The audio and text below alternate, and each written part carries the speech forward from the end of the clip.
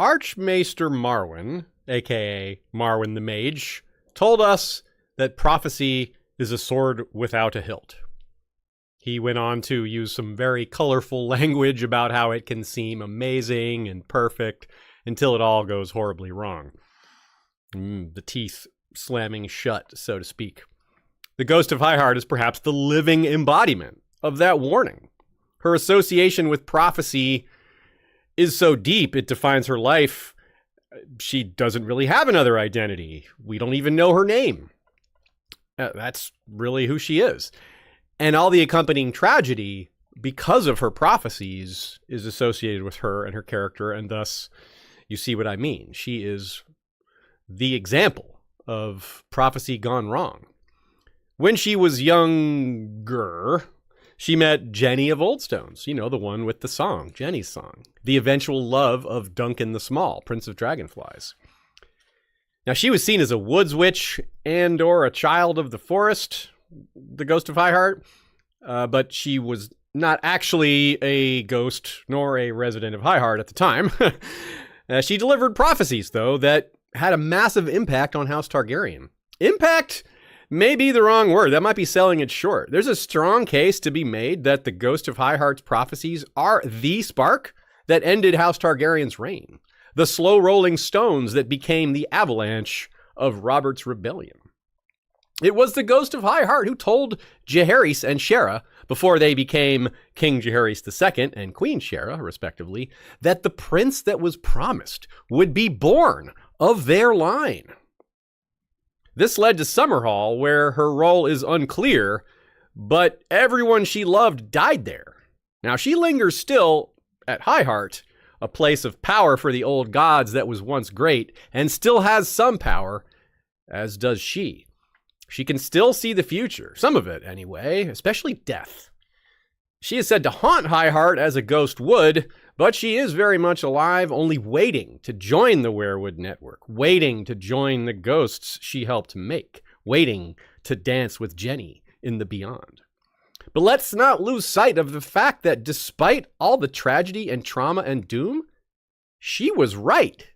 Mostly. The princess, not prince, that was promised was born of the reunion of Aerys and Rhaella. It just wasn't Rhaegar, and I don't know that she thought it was, but a lot of people did, including Rhaegar himself.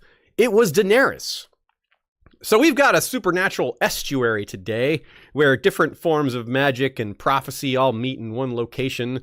The power and danger of the future as told by the old gods and this one very short albino dwarf woman. On top of that, but who or what is she, though? Like I said, albino dwarf woman, but that isn't a full explanation. So we can talk about that and what we can learn from her prophecies, old and new, and Highheart itself. It's an interesting place. We've got lots of questions and some answers. All that and more on this episode of History of Westeros podcast. Hello and welcome back, everyone. It is a stormy Sunday here in Roswell, Georgia, where we try to do live streams almost every Sunday at 3 p.m. Eastern on YouTube. Afterwards, you can catch the replays still on YouTube or the edited version up on Spotify. You can also catch the audio-only version anywhere you listen to podcasts, but if you catch it on Patreon, you get it ad-free. Shout out to our good friend Nina Cruisling over at goodqueenalley.tumblr.com. That's one L in alley. She provided a lot of great notes for this episode, as she often does, and you can check out her blog for answers to lots of various and sundry A Song of Ice and Fire questions. Books only. If you have questions for us, hit us up here during the live stream or on any of our socials. We're on pretty much all the social media platforms, but you can also hit us directly at westeroshistory@gmail.com. And don't forget to visit our website, westeroshistory.com. Let's start off with our trivia question, which is a regular feature. And at the end, I will give you the answer. And during, you'll get the answer during as well if you're paying close attention. The question is, which major character is reported to be the Ghost of Highheart? Meaning a character we all know very well is reported to be the ghost of High Heart. They aren't, of course. It's a funny rumor, but it does happen in the pages. Today, we have for you the following sections in this episode. We have our first appearance, meaning what she looks like. High Heart itself, Aireg the Kinslayer, the Brotherhood without banners, Young Ghost, meaning the ghost of High Heart, of course, not the direwolf, but they do have some things in common. Jenny of Oldstones, the Red Keep, and the Prince that was promised. That's one section. Summerhall. Then we have prophecies, Wolfchild, Bloodchild, and again the Prince that was promised. And will we see her again for our outro with a few other miscellaneous questions? Let's get to it with first appearance and appearance. Quote.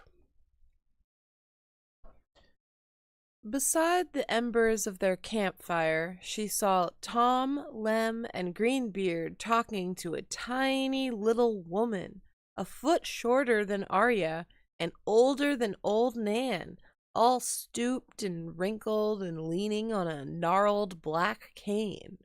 Her white hair was so long it came almost to the ground. When the wind gusted, it blew about her head in a fine cloud. Her flesh was whiter, the color of milk, and it seemed to Arya that her eyes were red, though it was hard to tell from the bushes. "The old gods stir and will not let me sleep," she heard the woman say. So a lot of the physical description is right there in that quote. White hair all the way to the ground, can hover around her like a cloud when the wind blows. Pale skin, red eyes. Arya's not sure that her eyes are red in this quote, but they definitely are. She sees them more later. She has one tooth. It comes up often that she might be a child of the forest. And while she is very unusual looking, she does not have the physical traits of a child of the forest. I think we can pretty definitively cross that off the list, even though Jenny herself said that, which we're going to talk about that later. Like, why did the ghost of High Heart accept being called a child of the forest when she clearly isn't one? I don't know. Anyway, children of the forest have 4 fingers instead of 5, and they don't have fingernails, they have claws. They also have large ears, and their eyes are slitted like a cat. They also have either brown skin or green or golden eyes. That we can maybe overlook because she's albino, so she might just have different coloring.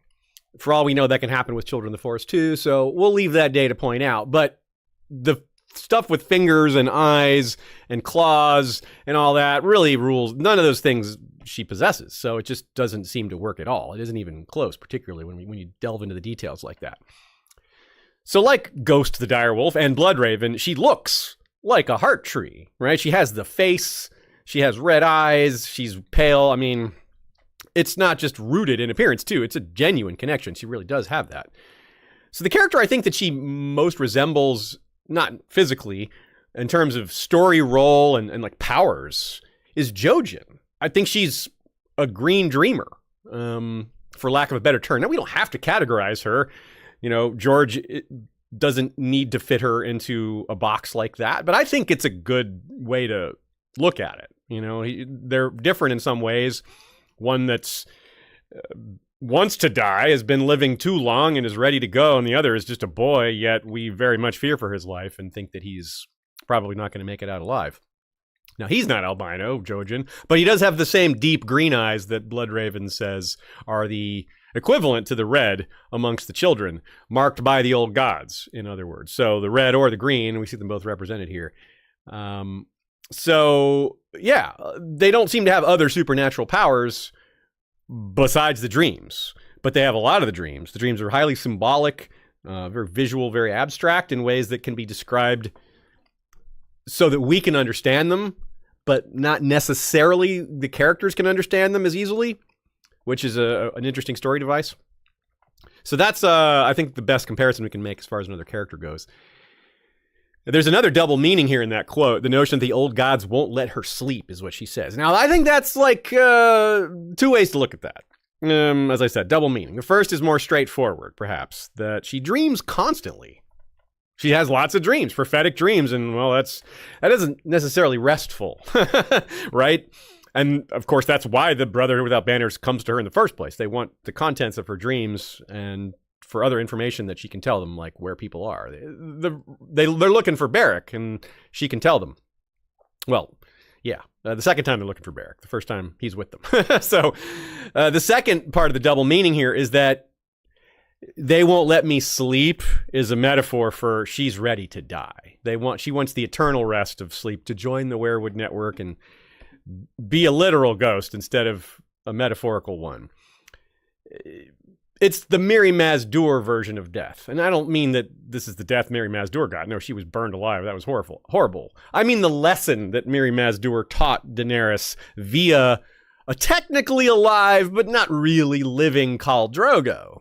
Right? He was a being. He was breathing, but he wasn't the person he was. He couldn't laugh or love or do anything, really. And that's what Mirri Maz Duur said to Daenerys. Like, you didn't save me. You saved my life. But everything I know and loved is gone. And I watched it burn before my eyes. I saw the horror happen. Like, I could never be a regular person again. Yes, I'm living and breathing, but I died with the rest of them. That's the life of the Ghost of Highheart here. She died at Summerhall and perhaps blames herself for it, which Mirri Maz Duur doesn't have that. It's not Mirri Maz Duur's fault she ended up in the predicament she did, but the Ghost of Highheart might have some culpability, at least in her mind, for prophecies that she delivered that ended up having horrible, horrible outcomes. Now, she claims to be 1,000 years old. She says, I haven't been kissed in 1,000 years. Now, that's one of those, like, she's exaggerating. I don't really think she's 1,000 years old. I don't think she's anywhere near that age. But she probably feels that old. And she is a little sarcastic, so it fits with the way she talks. So I think it's just a turn of a phrase. I haven't been kissed in 1,000 years. Like, no one's kissed me in forever. Infinity. The way we throw around words like that, I think that's what she's doing. But why doesn't she have a name? Why is she the Ghost of Highheart? Actually, no one actually calls her the Ghost of Highheart. It's like, there's a couple other examples, and I'm drawing a blank. It's no one actually calls her that. That was the point. That's just a name in the appendices. What we call her. The fandom calls her that. No one actually calls her that in the story. Oh yeah, the other example I was thinking of was Bran the Broken. No one actually ever calls Bran the Broken. It's a phrase that pops up in his head. He thinks it, but no one ever says it. In this case, no one even thinks it. No one actually thinks the phrase. Yeah, those are two different things then. One comes up in the text, one only comes up in the appendices. Yeah, I think that's it's not quite the same example. I think I got another one, I just can't remember it. Anyway, you get the point. No one calls her that, and they just call her the Dwarf Woman or the Woods Witch or whatever. Nina suggests that namelessness is a reflection of her existence. She is dead. She kind of is a ghost, and this just enhances the effect of that, even though she's technically still breathing. And it reinforces her identity as existing in something of a self-made liminal space. She's sort of confined herself to this place out of tragedy and trauma and grief and loneliness. And it's reflective of that. Like she feels like she belongs there, and you can kind of see it. And she has no community, no family. Yeah, she's as haunted as the place she resides in. So it's very fitting. Let's talk about Highheart itself. While we're discussing the character, let us as well take some time with her locale, because, as I just said, it is hard to separate the two. She's very much a part of the place. The place is a part of her. They really reflect each other in a lot of ways. Let's start off with a quote. The next day, they rode to a place called Highheart, a hill so lofty that from atop it, Arya felt as though she could see half the world. Around its brow stood a ring of huge pale stumps, all that remained of a circle of once mighty weirwoods. Arya and Gendry walked around the hill to count them. There were 31, some so wide that she could have used them for a bed. It's so high up that in another passage, when they come the second time, because there's 2 visits to Highheart in Arya's chapters in A Storm of Swords, she says they're above the storm. Like the crest of the hill is above the cloud level, but it's not above the wind. It gets really bad windy up there. The Ghost of Highheart herself says, my joints ache when the winds do blow, and up here the winds are always blowing. So yeah, again, that's her like sarcasm, her sense of humor there, just piling it on there. And It makes me think of places like the Vale, the Eyrie specifically, looking down on Alyssa's Tears, or the Wall, perhaps. Maybe the High Tower, although we haven't actually gotten a POV from atop the High Tower, so we don't. I just imagine it's what it's like. But we have seen those other ones. We have seen Tyrion at the Eyrie and Tyrion at the Wall, Jon at the Wall, also not the only person, but yeah. Then there's some other probably high places I'm forgetting, but this fits in there. Yeah, no, it's kind of fun to imagine, like, Jon viewing from the Wall and Sansa's view from the Eyrie and Arya's view from High Heart. Yeah, all the Stark kids get some views from high up. Maybe Rickon's up atop a mountainous peak at Skagos right now, getting his own view, because that's a mountainous place. There's some high places there, too. Rob's as low as you can go. Ooh, sorry. That's a low blow. But it must have been a place of immense power in ancient days, the High Heart itself. They don't cut down weirwoods in the north, as we know, or beyond the Wall. Yet, in neither of those places can we name a place like this, right? Where is there 31 weirwoods? I don't know of such a place. We've never heard of that.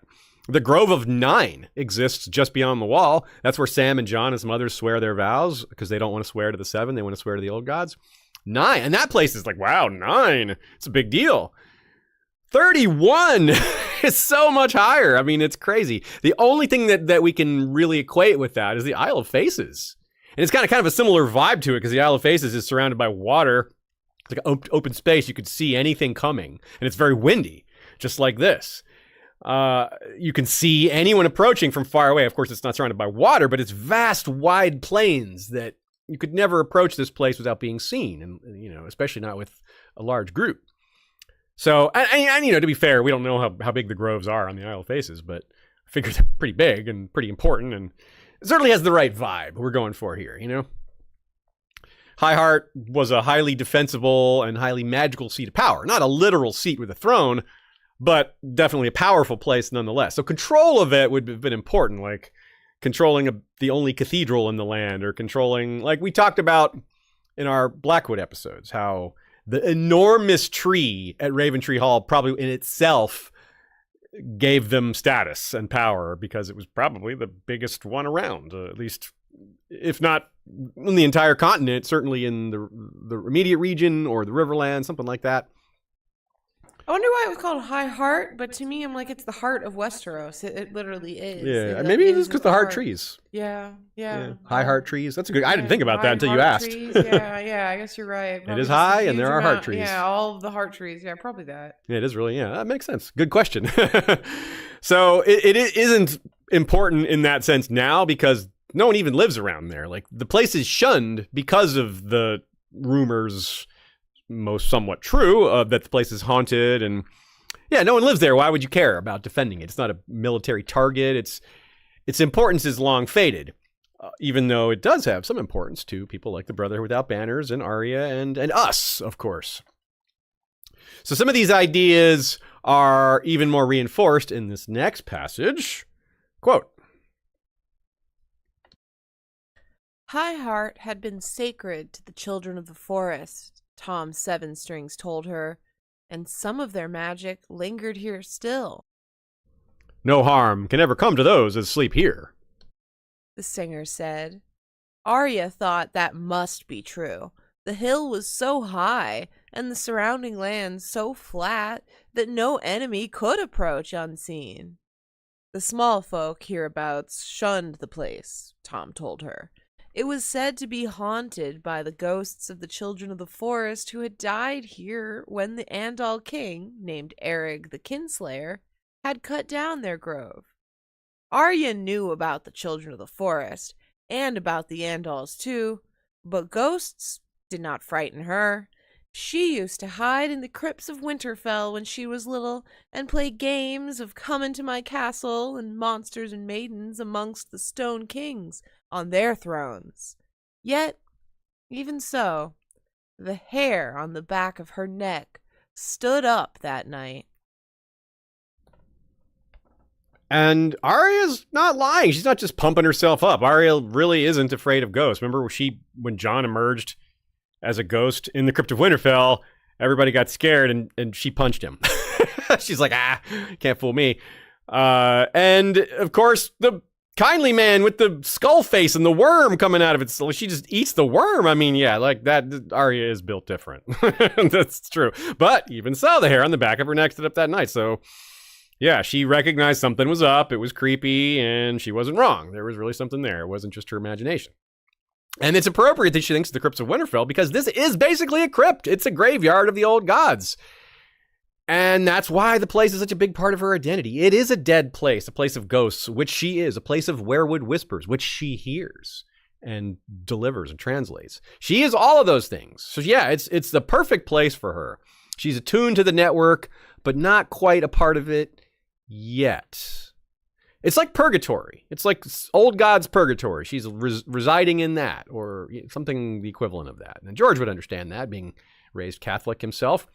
Instead of deep below the earth like the crypts of Winterfell, it's high above. So it's kind of a reverse in that sense. But it still fits. Also, on the subject of Arya not being afraid of ghosts, this ghost is going to be afraid of her. That's kind of an irony. It's like, actually, this creepy woman is creepy, but the creepy woman is more afraid of you, Arya, and what you're going to become. And, well, yeah, more on that later, but I kind of get it. Nina adds it's a fitting parallel to Jenny's preferred haunt, the ruins of Oldstones. Both Jenny and the ghost live in the shadow of past First Men glory. These centers of temporal and spiritual power in the pre-Andal Riverlands. Yeah, Oldstones, I mean, that's the seat of power. It was a kingdom that was ruled from there a long time ago. But Highheart, the trees were probably cut down there even longer ago. These are places where it would have been easy for both Jenny and the ghost to imagine themselves as part of a bygone era and to reinforce feelings that they don't belong in their present place and time, that they were born at the wrong place, that they're born in the wrong century. It's also a place where these temporal and religious powers were fused. Was it the magic of the children of the forest which projected Highheart, or the strategic advantage, like from a regular military perspective, or maybe both? Yeah, it doesn't have to be mutually exclusive. And the World of Ice and Fire agrees. It's not just something from A Song of Ice and Fire. It's not just folklore from characters like Tom O'Sevens. It's a matter of maesterly record that Highheart had been a special place for countless eons. Quote, "The great hill called High Heart was especially holy to the first men, as it had been to the children of the forest before them. Crowned by a grove of giant weirwoods, ancient as any that had been seen in the Seven Kingdoms, High Heart was still the abode of the children and their greenseers." Many would have made a pilgrimage to the place. And like Arya, they'd be able to see it from far away as they marched towards it and would have been impressed as they saw it in the distance. Like, whoa, that is... They described it like this, and it's not an exaggeration. Maybe a little bit like Arya approaching Harrenhal, where she's like, oh, it must be close. And then you're like, no, it's not close. It's just that big. It seemed close. In times after the Pact, it might have been an extremely safe place for worship, like a old god's Mecca. Like, again, 31 trees. Like, there's nothing like that we know of. So an extremely holy place marked by the old gods as a spot, like a hinge of the world type thing. I don't know. That's maybe not the right term, but maybe it is.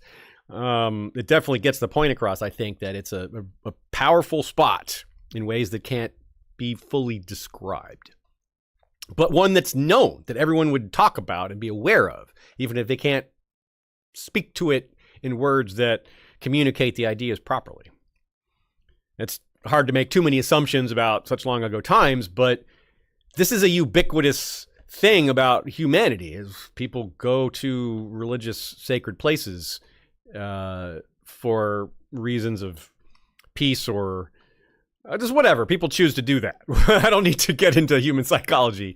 We all know that happens. But also, there might be a little darkness to this, right? Like, think about the ways that the first men, and maybe the children as well, worship the old gods. I mean, that might involve human sacrifice and things like that, strewing or putting entrails in the trees and things like that. Maybe that wasn't a ubiquitous practice. We know it happened in the north, at least somewhat. It doesn't mean it definitely happened elsewhere, but we tend to suspect it did. The Isle of Faces, we have our guesses about Some of these large-scale magics like the Hammer of the Waters probably involved sacrifices and things like that. Maybe some powerful magics were launched from this location, given that it's such a place of power, a place of gathering of greenseers and children and both. Yeah, who knows what spells were unleashed here. Things that maybe tried to push the tide of humanity back. Maybe this is the place from where the breaking of the arm of Dorne was unleashed, you know? A place of great power, and this could be the most powerful spot for unleashing such a spell. Who knows?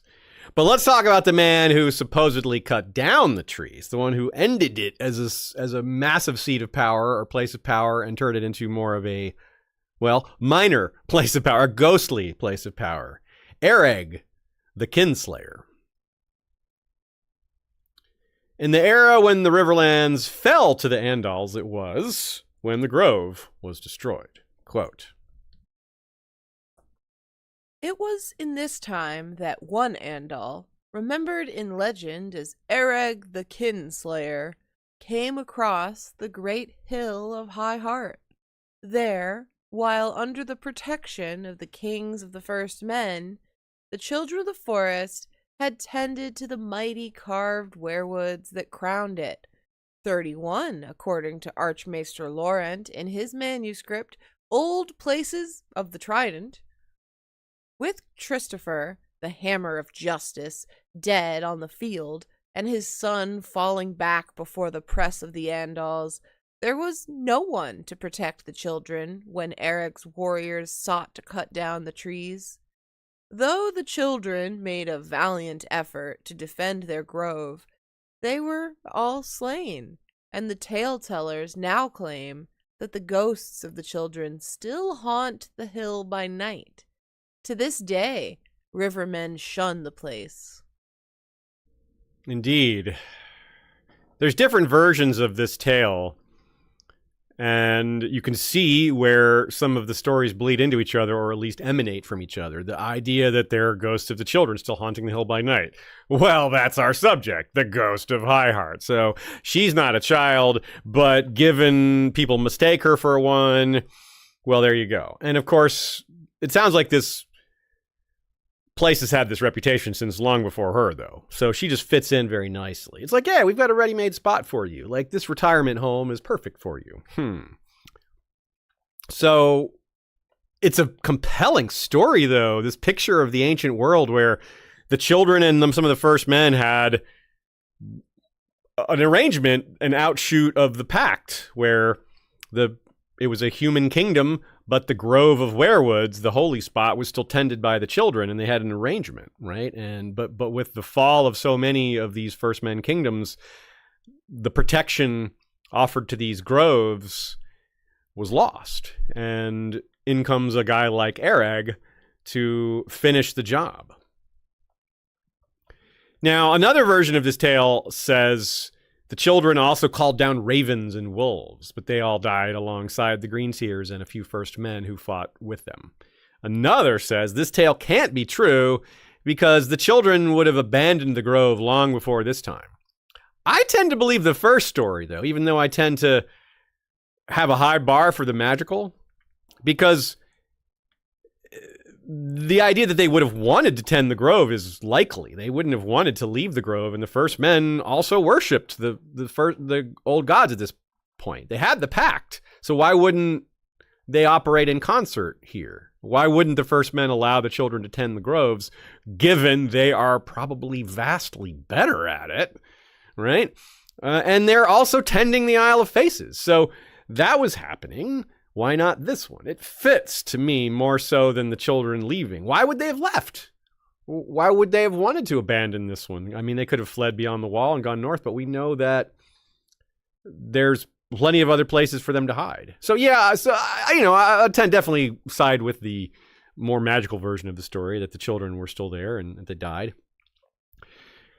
Other tales say it wasn't even Ereg. It was just some other dude that Ereg is a title, not a person, you know? That's like Ereg the something else. Ereg was a word for chieftain or something like that. Or that Ereg was a sellsword. He was hired to do this by another king, and it wasn't personal. Anyways, the Andals were in the business of warring against the old gods to replace them with the Seven. They did cut down heart trees wherever they could. So it makes sense that this happened for a lot of reasons in that case. It's part of the ongoing war between the Andals and the First Men, or these, maybe more accurately, the Seven and the old gods. There you go. The Andals didn't agree to the pact, as we well know, so they weren't bound to it, and were probably more aggressive than the First Men had been. I think their religion is a bit more of the type that guides them to destroy others, you know? But it's rare for us to have a name attached to a particular perpetrator of weirwood destruction, because so many weirwoods have been cut down over the centuries, either before the pact or again when the Andals came, but we don't really have names on who did it. This is a very rare exception. Maybe if we look at it from the Andals' perspective, they see it as a true place of supernatural power for their great enemies. Yes, they're the invaders, but still, we're looking at it from their perspective. We're not looking at it from their perspective doesn't mean justifying it or saying that they were in the right. That's irrelevant. We're looking at it. We're not trying to justify anything here. We're entertaining ourselves. But if they had, say, the First Men had been capturing Andals and sacrificing them to unleash spells, you can see why that'd be like, okay, that we got to stop. We got to take that place out. And with 31 ginormous heart trees, you don't just show up and you decide, you know what, while we're here, let's cut down those enormous trees that are so big they're the size of beds. Now, you have to have a plan. You have to bring giant saws and a huge workforce. And yeah, the logistics of this it's not something you do on a whim. The effort to cut down those trees, this is serious work. So yeah, it would have been a lot of effort, a lot of time, and would have been likely the purpose of their visit. They showed up expecting resistance, but they brought, saws and all that stuff.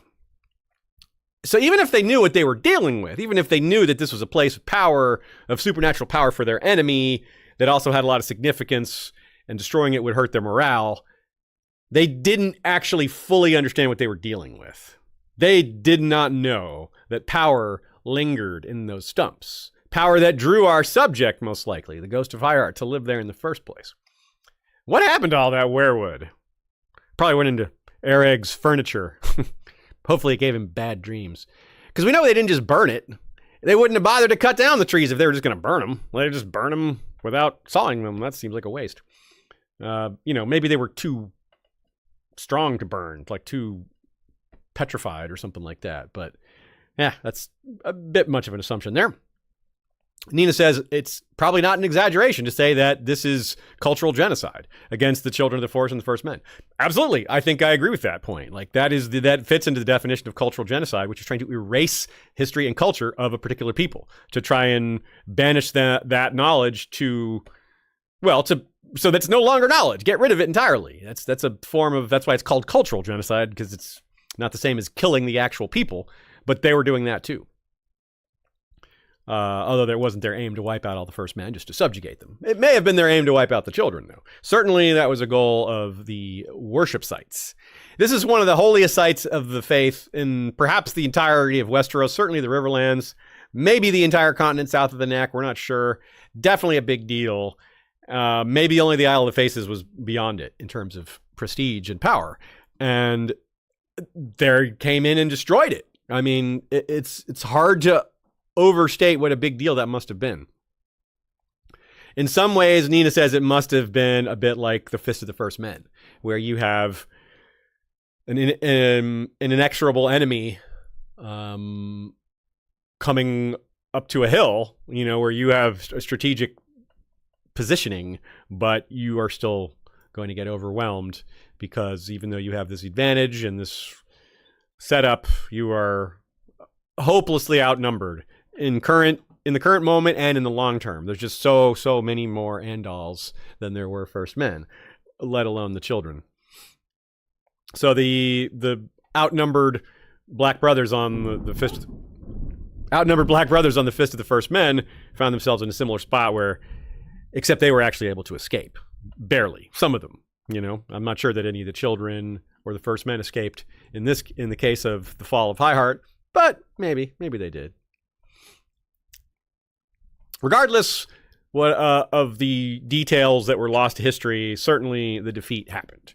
Those stumps speak to that loss, like broken statues or something like that. But again, the power wasn't entirely broken. We know power of weirwoods is existing partly in the root system.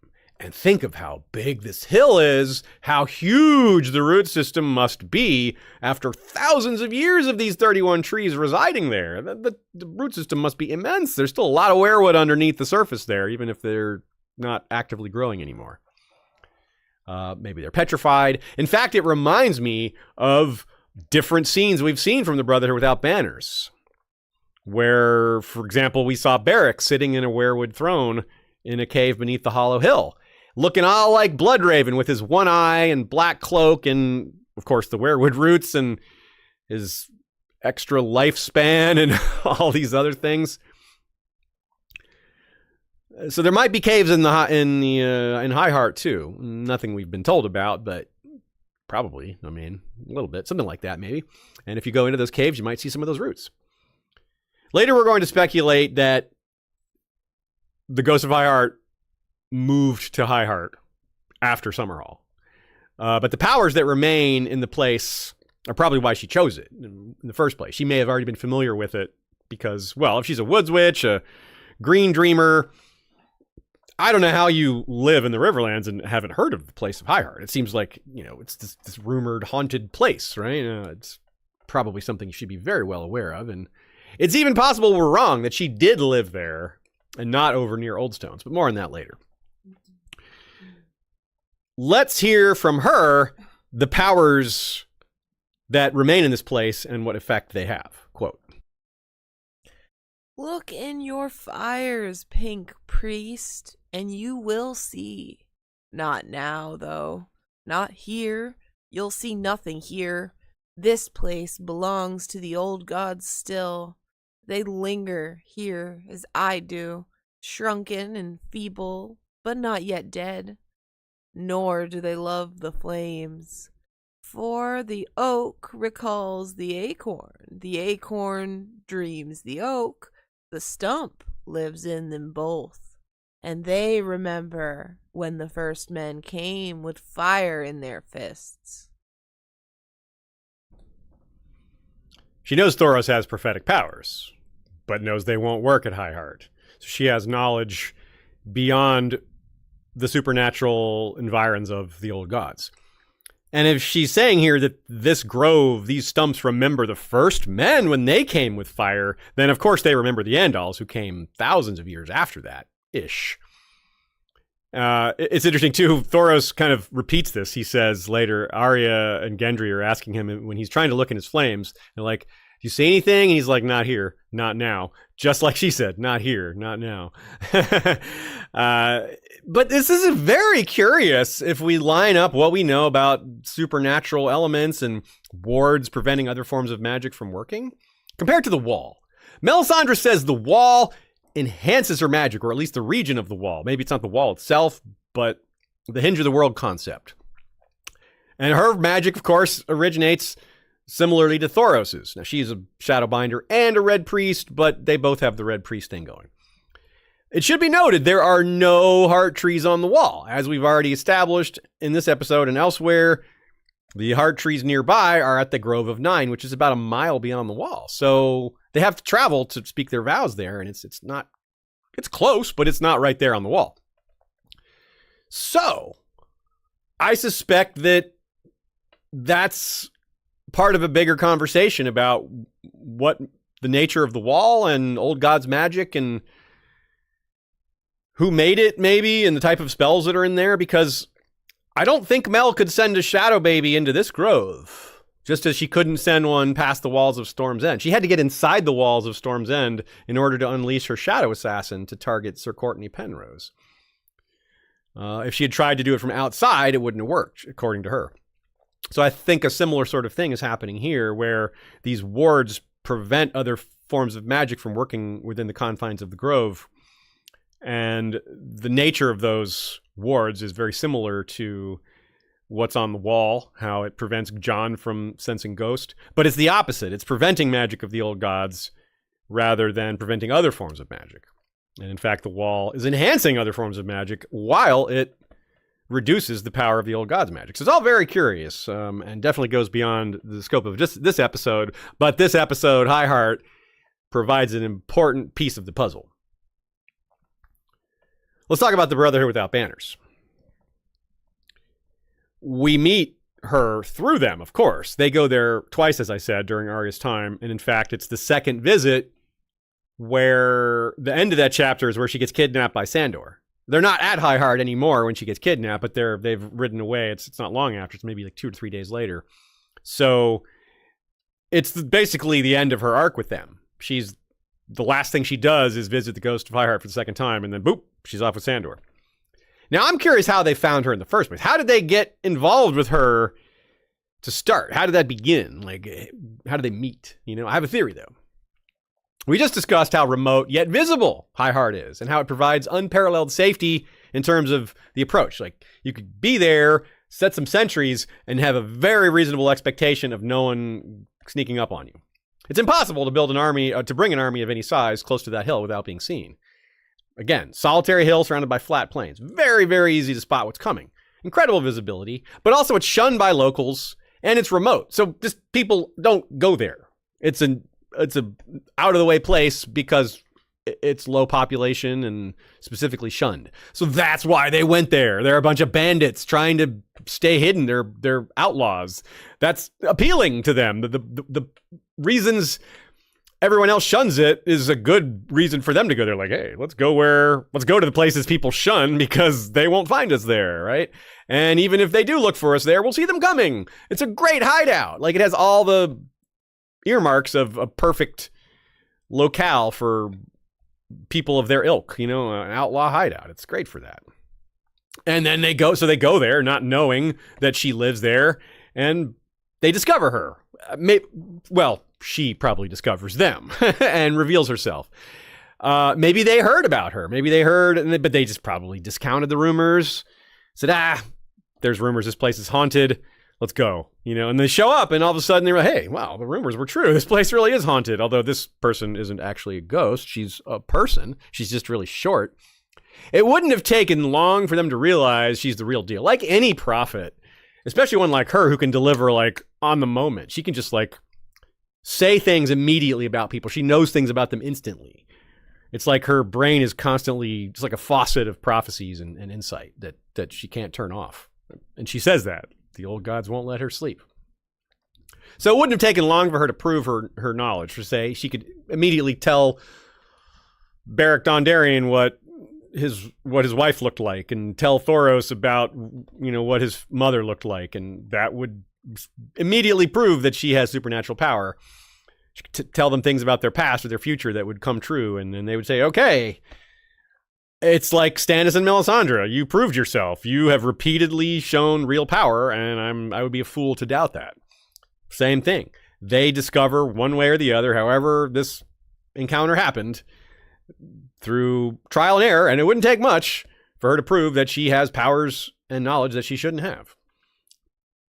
And she also has like a hidden hidey hole, like a little, we don't know where she lives besides on the hill somewhere, because both times Arya describes it, she kind of vanishes, which adds to the notion that she's a ghost. But she's got to be living somewhere. She's 3 feet tall, so she could probably fit into some very small place, and that's where she sleeps. But as to why she revealed herself to them, because we suspect that if they went up there and she didn't like them, she would have just stayed hidden and they would have never been the wiser. So I very strongly suspect that she revealed herself to them after, sussing out that they weren't a danger to her. And yeah, Thoros might have actually inadvertently told us exactly what the deal is here. Quote,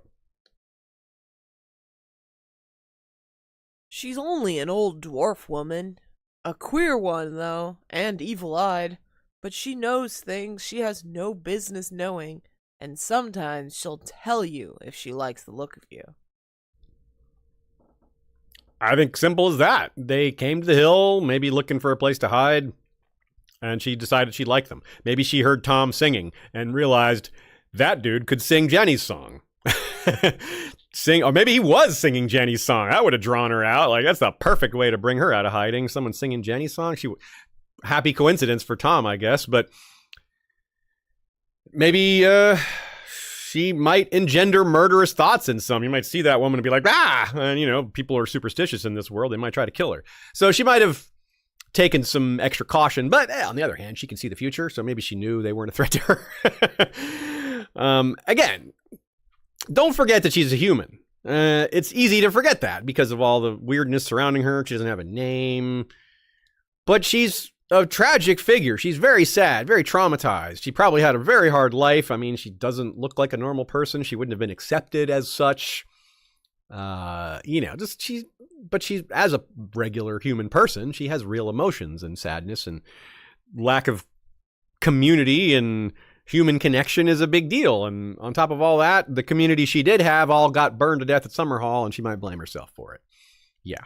People who are helping other people is what she might see here, though. She might see, hey, these guys are outlaws, but I hear them talking about finding food for people and doing the king's business and being honorable. And she could tell by the conversations they're having that they're decent folk, right? You can tell a lot by just the types of basic conversations people are having, especially when you don't know when someone's listening. So she would be able to suss them out pretty well, especially someone of her age would have some wisdom over the years, apart from her prophetic powers and kind of getting a read on people. So again, Highheart is where she lives now, is where she'll die, but it might not be where she originates. So let's cast our eyes backwards a bit. Let's think about where she might have come from and what her life might have been like when she was younger. This next section is called Young Ghost. But of course, I'm not referring to Ghost of Direwolf, not a puppy here, but whatever she was when she was young, whenever that was. And yeah, so again, Ghost of Direwolf, Ghost of Highheart, they have the same coloring, you know.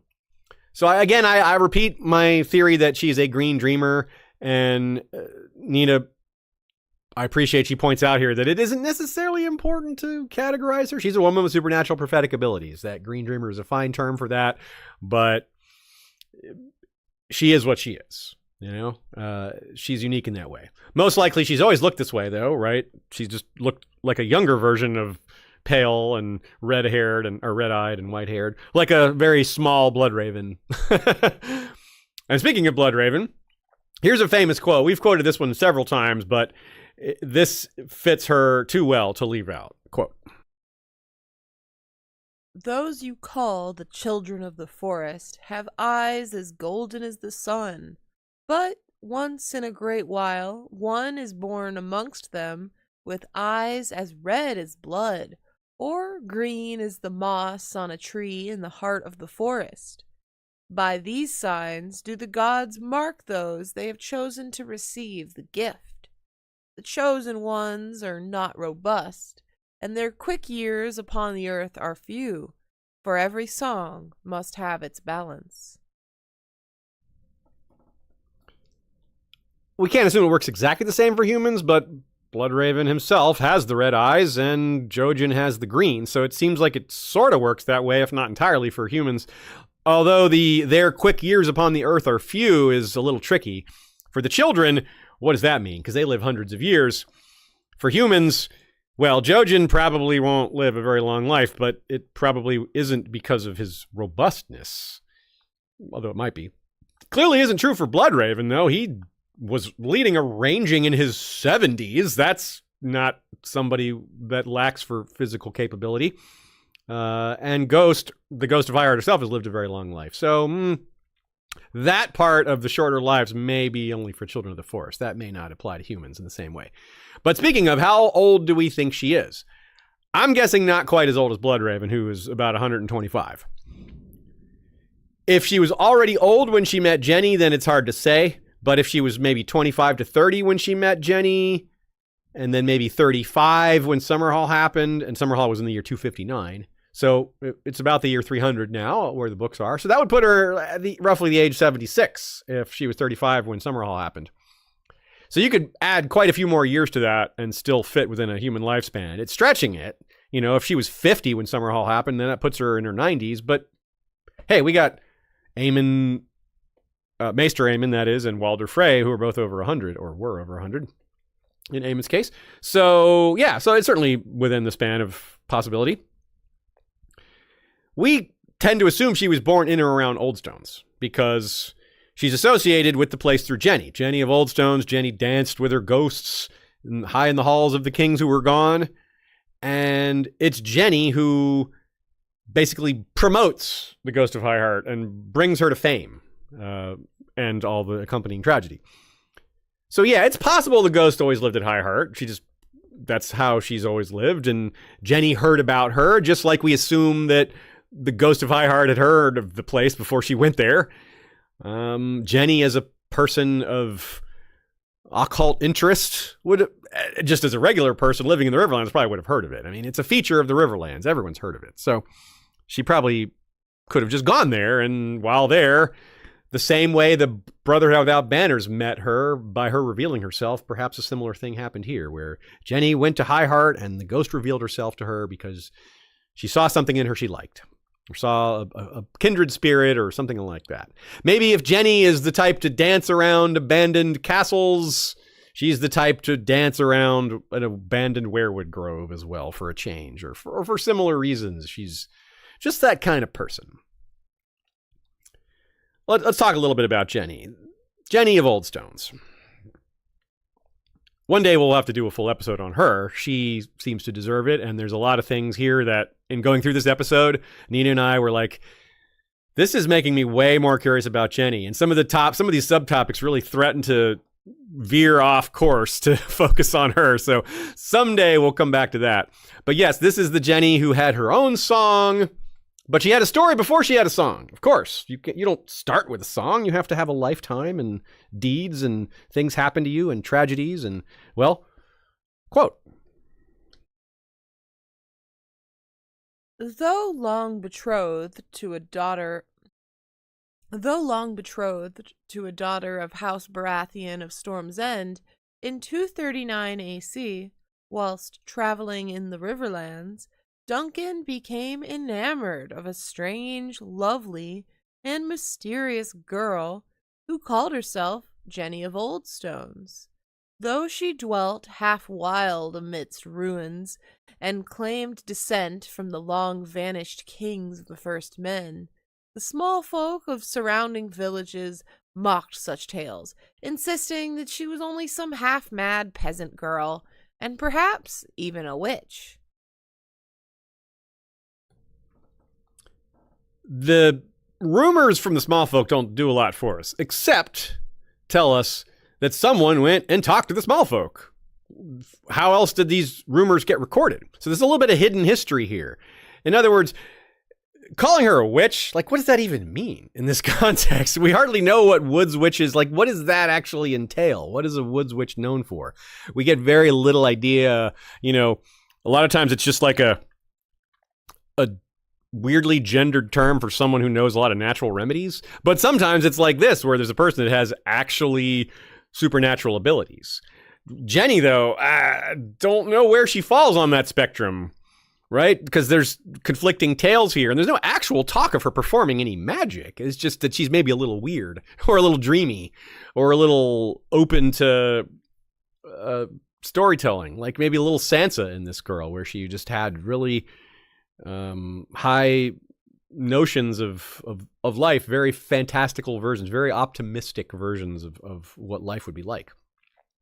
And perhaps there was a little madness in there. It's possible. I don't know. But this is presented to us through Duncan's experience here. He was the one wandering the Riverlands, which is also kind of interesting. What's Duncan doing wandering the Riverlands? Maybe he was trying to be like his father. This is the son of Egg. And, well, things went well for Egg when he wandered the Riverlands. He encountered his future wife. Whoops. Same here. Because this one didn't work out nearly as well. He encountered Jenny. They fell in love. We can only imagine how that must have gone. George surely has unrevealed thoughts on this. It's not like he came up with it recently. This stuff dates back to the 90s, a lot of it. So Jenny probably already knew the ghost before she knew Duncan. Again, she wasn't called the ghost then, but lack of name here. We don't know what else to call her. And if Jenny trusted this ghost of High Heart, this woods witch, before meeting Duncan, then Duncan, in love with Jenny, would have sort of grandfathered her in, right? She would have been trusted by Duncan, since she was trusted by the person that he loved most in this world. And if the ghost is spouting forth prophecies like she did to the Brotherhood without banners, and they just keep coming true, then of course you're not going to ignore that. You're going to be like, damn, this woman is legitimately predicting the future like every day. So yeah, you wouldn't just shun that. You might be a little scared of it, but you would be hard pressed to deny it, the power of that. And it looked like those prophecies were doing them good. This comes back to my opening line about Archmaester Marwyn. It looks like their lives were positive. It looks like the impact of the Ghost of Highheart was a good thing on Jenny and Duncan. Their lives were good until they weren't. The long run would prove otherwise. The short run might have been many years. We're not entirely sure on some of these things. But it was definitely a while, because 239 is when Duncan met Jenny, and Summerhall wasn't until 259. So we got a long time between the two events. Oldstones does have a lot of fun history associated with it, and it seems there was research done into its history at the time. As I said, someone had to go there and interview the local small folk about what they thought about Jenny. And we assume that had to have happened in the era where Jenny lived, or around that time, else no one would know her. Like, what good is it to ask about her 60 years later? No one would remember her. And in fact, you'd probably get stories so stale and old that they would be misleading, because they would have gone through 60 years of revisions and just people telling their version of the story, and it would get lost over time what the truth originally was. Let's take a look at Oldstones, though. Here it is on screen, and it's pretty far to the west there. It's not central in the Riverlands, really. So that it kind of implies a bit about how powerful it once was. But it's a ruin now. It has no power now. Remember as well, this is where the site of where Robb and Catelyn argued about who would be heir to him when they were traveling to the Red Wedding during this argument. Anyway, Nina suggests that Jenny would have sought out the ghost as part of her romantic view of her own life. Jenny seems to have enjoyed imagining herself as a child of destiny, as more than a simple peasant girl, as someone that is descended from kings and belonged in that world, someone with a great destiny to fulfill. And the Ghost of Highheart would have very likely fueled that. Not through manipulation necessarily, although maybe the ghost was, back in the day, she was willing to tell some lies to move up in the world. We don't know. We're talking 60 years ago.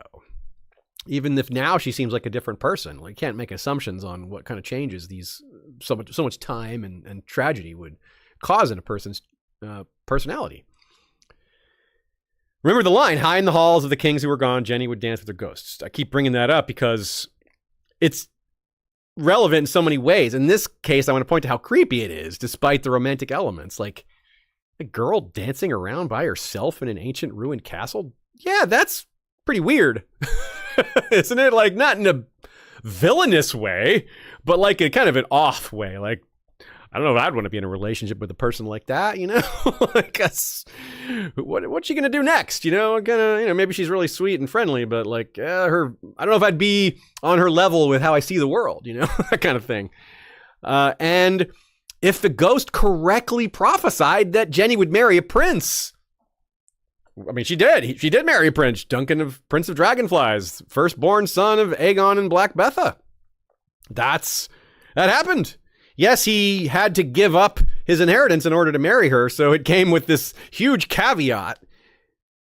But it's still a positive future. Yeah, he had to give up the throne, but what a thing. What a thing to know that you are a girl who the prince gave up the throne for. I mean, damn, what a love story. How romantic is that? It might be stupid, it might be unwise, but as far as the depth of that love, of willing to go that far, I mean, that is extremely romantic. That's extremely fairy tale sounding. Like, you could see why that's really powerful. But what a thing to believe. You got to really, really trust this prophet if they're telling you that. This is the first time. The guy's going to give up the throne for you, or he's going to marry you, and despite what everyone's saying. Like, you got to really have faith that this person is accurate for such a big thing, a thing that goes against the grain in so many ways to happen in the real world. And this would be all very convincing to Jenny over a long period of time. Over and over, the ghost in the short term and after 10 years is still telling her truths, things that keep coming true. You wouldn't give up on a prophet that kept telling you accurate things like that. Yeah. Her credibility would be just through the roof. Never mind that the roof at Oldstones was probably gone. They probably should take a note of that. So it may be that when the Ghost of Hired is asking for a song, for Jenny's song, because the song is about before the hard times, back when Jenny, before she even knew Duncan, high in the halls of the kings that were gone. Yeah, that happened before she met Duncan.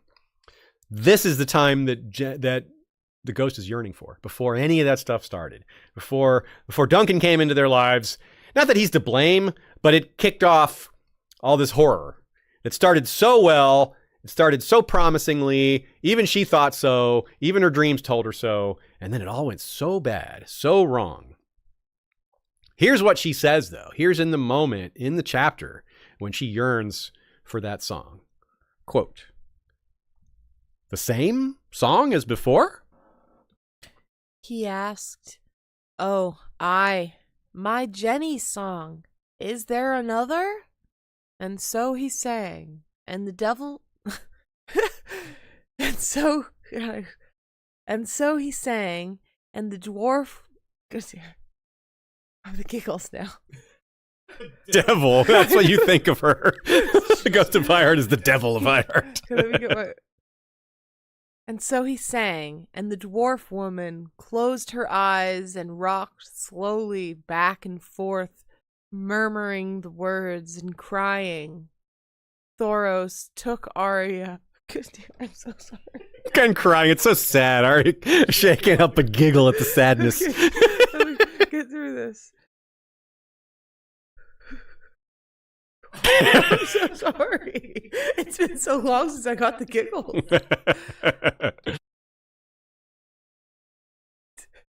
I'm trying, you guys. Okay. Thoros.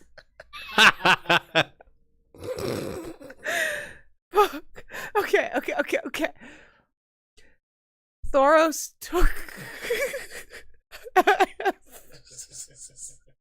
It's that I have so few words to say. She has like 2 lines left. Oh boy, okay.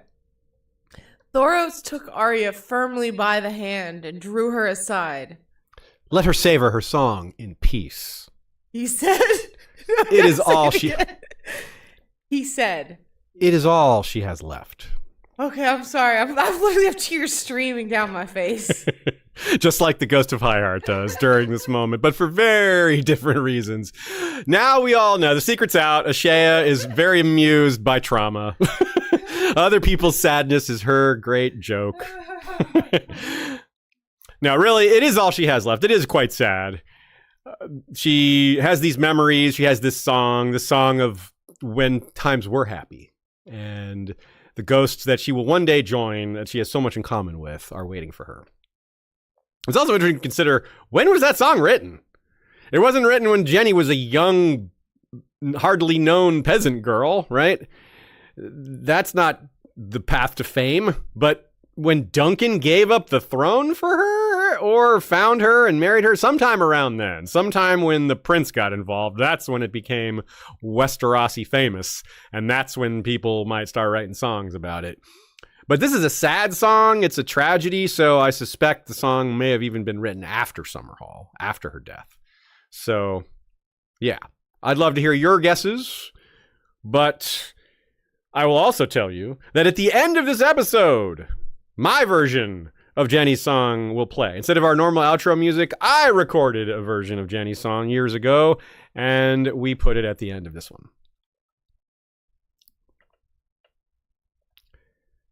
I love audiobooks. I love to read regular, but I also love audiobooks because it's something you can combine with other activities. I have a lot of chores to do. I do a lot of exercise. Nothing beats a good audiobook when you're going through that level of effort or getting through something tedious. There's really nothing better than having a book to accompany you.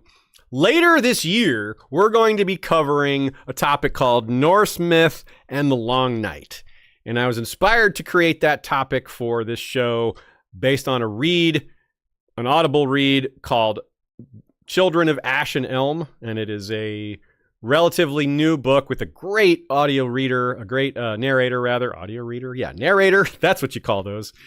And it tells the story of the birth of the Scandinavian Viking kingdoms using archaeology and myth and volcanic evidence and modern things that will blow your mind and show how deeply connected these supernatural sounding myths are to real world events.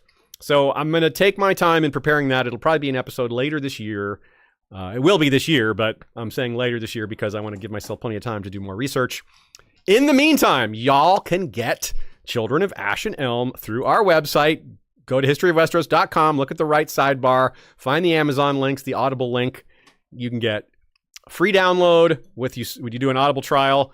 You may as well use it on this book right here and then enjoy future titles. I'll have more recommendations. I'm going to try to do this a little more regularly because I do listen to a lot of great audiobooks and I can share that with y'all. So yeah, check out Children of Ash and Elm in preparation for that episode, or just on its own merits. It's great. I'm already on my third listen through of it.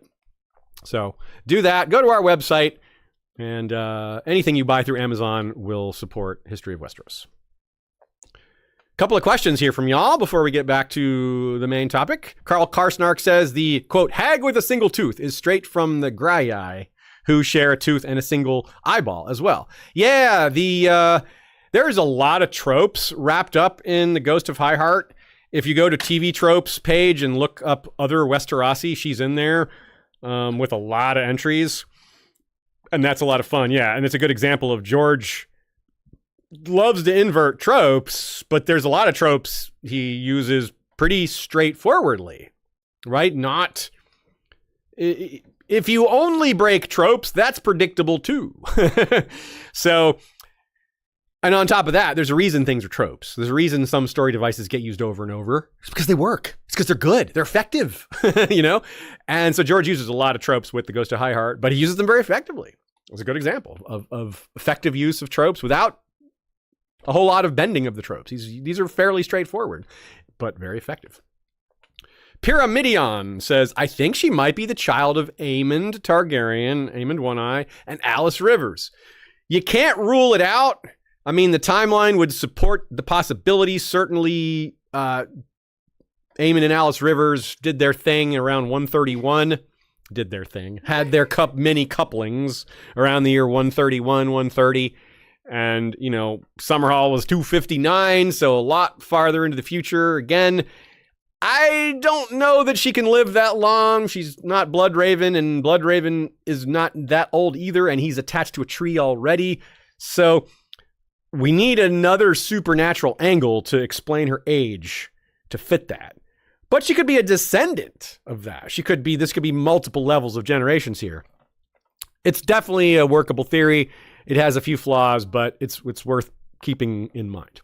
Yeah, I like the multiple generations later idea more. Yeah, it's a little too far. Yeah, I'm with you there. I can't forget that, like, their kid could have had a kid. Yeah. And then there you go. Or a kid after that. Definitely works. Definitely possible. But of course, she could just be, you know, a unique individual with no connection to them. Cersei's bounty on dwarfs, meaning Tyrion, because she didn't want anyone to be overlooked. She's like, yeah, well, if we kill all the dwarfs, then one of them might be Tyrion. Is the likely cause of this weird rumor that the Ghost of High Heart is Tyrion. There's a one-liner here. Tyrion had become a hermit in the Riverlands, living on some haunted hill. Cersei very much doubts this and questions the person that brings this rumor to her and is like, look, if you're wrong, you're going to be killed.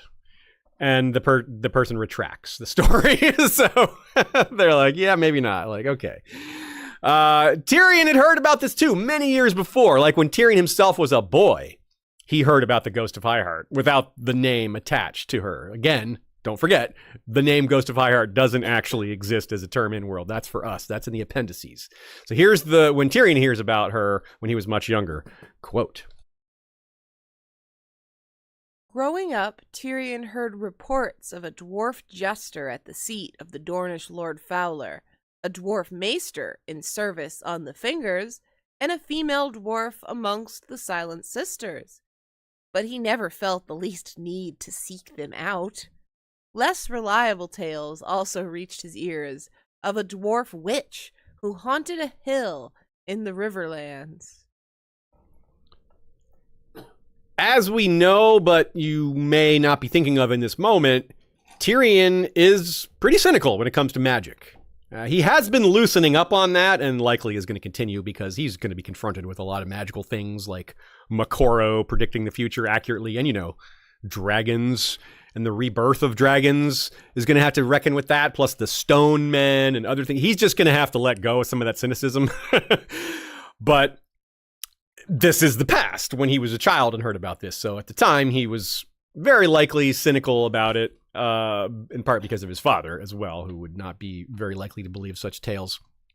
So that's kind of funny, though, as an example of why Tyrion needs to loosen up on these beliefs, because it's another example of him being wrong. This is a very real being who really does exist on this haunted hill in the Riverlands. So it would be fun, actually, if he learned somehow that she wasn't made up. All that time, that rumor he heard when he was a kid was a real thing, and maybe she's still there by the time he learns of that.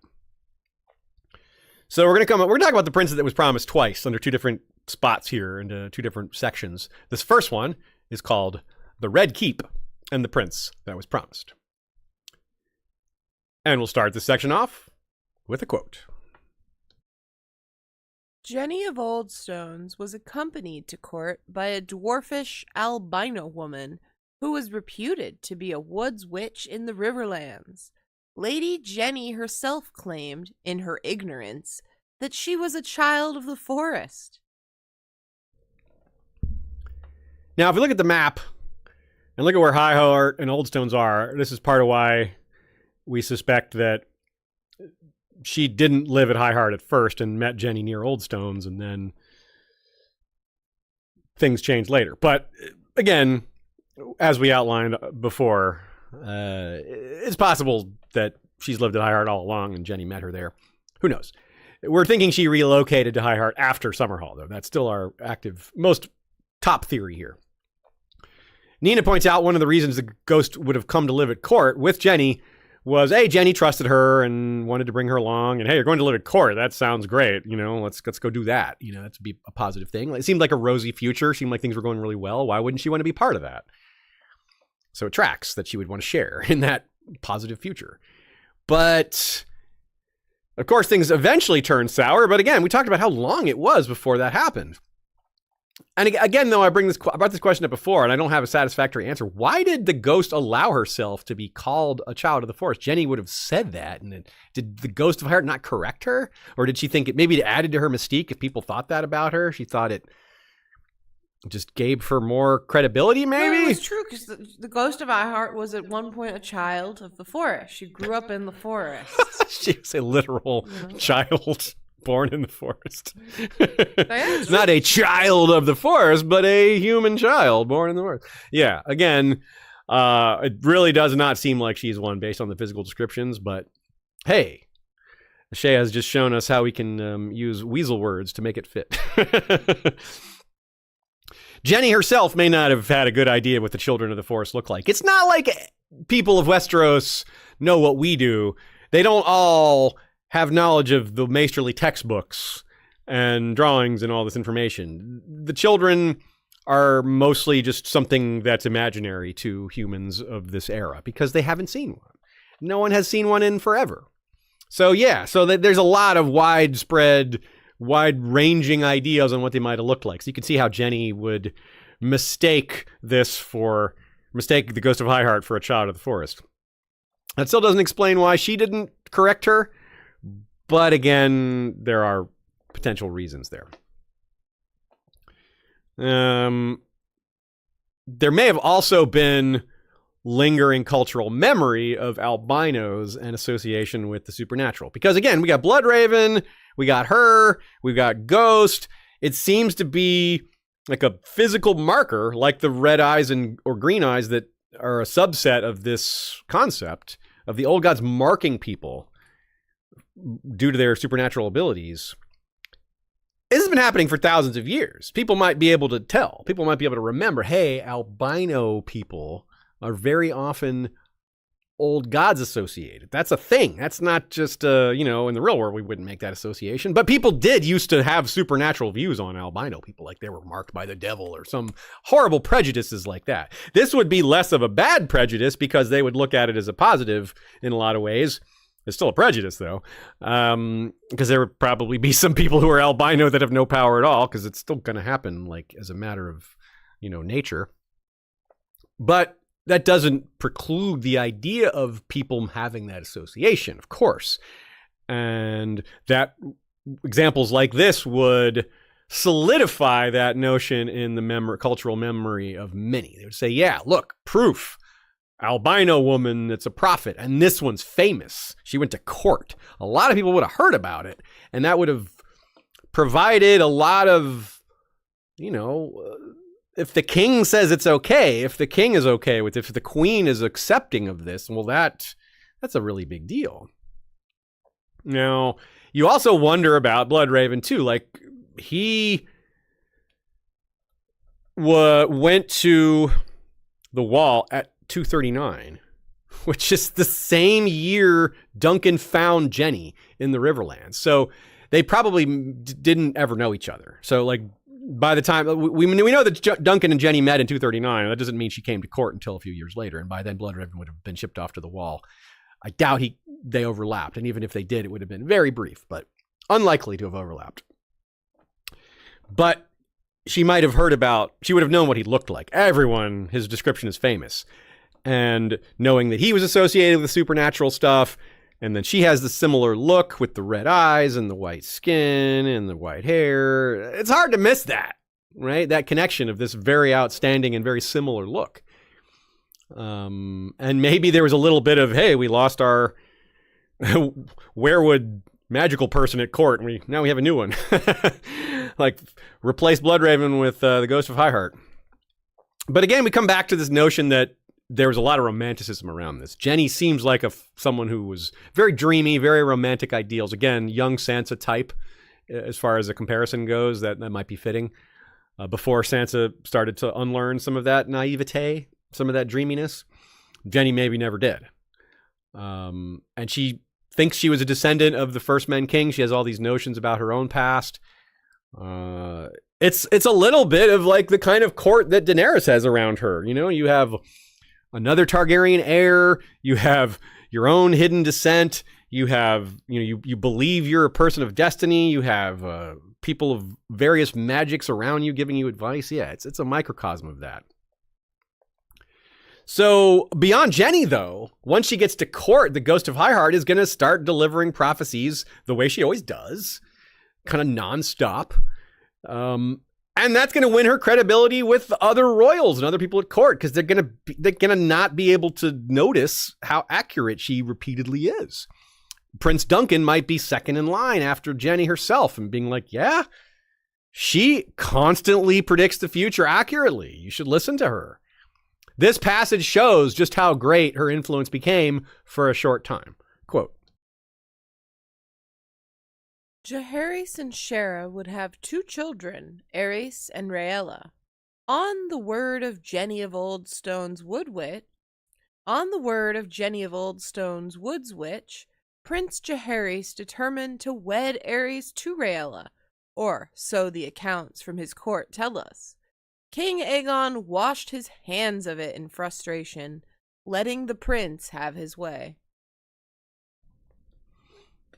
It might seem normal for Aerys and Rhaella to marry. They were brother and sister and Targaryens after all.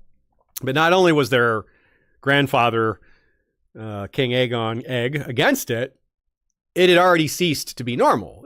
Targaryen incest pairings were becoming less and less common in the post-Dragon era, and we're well past the Dragon era at this point. We're 150 years past it.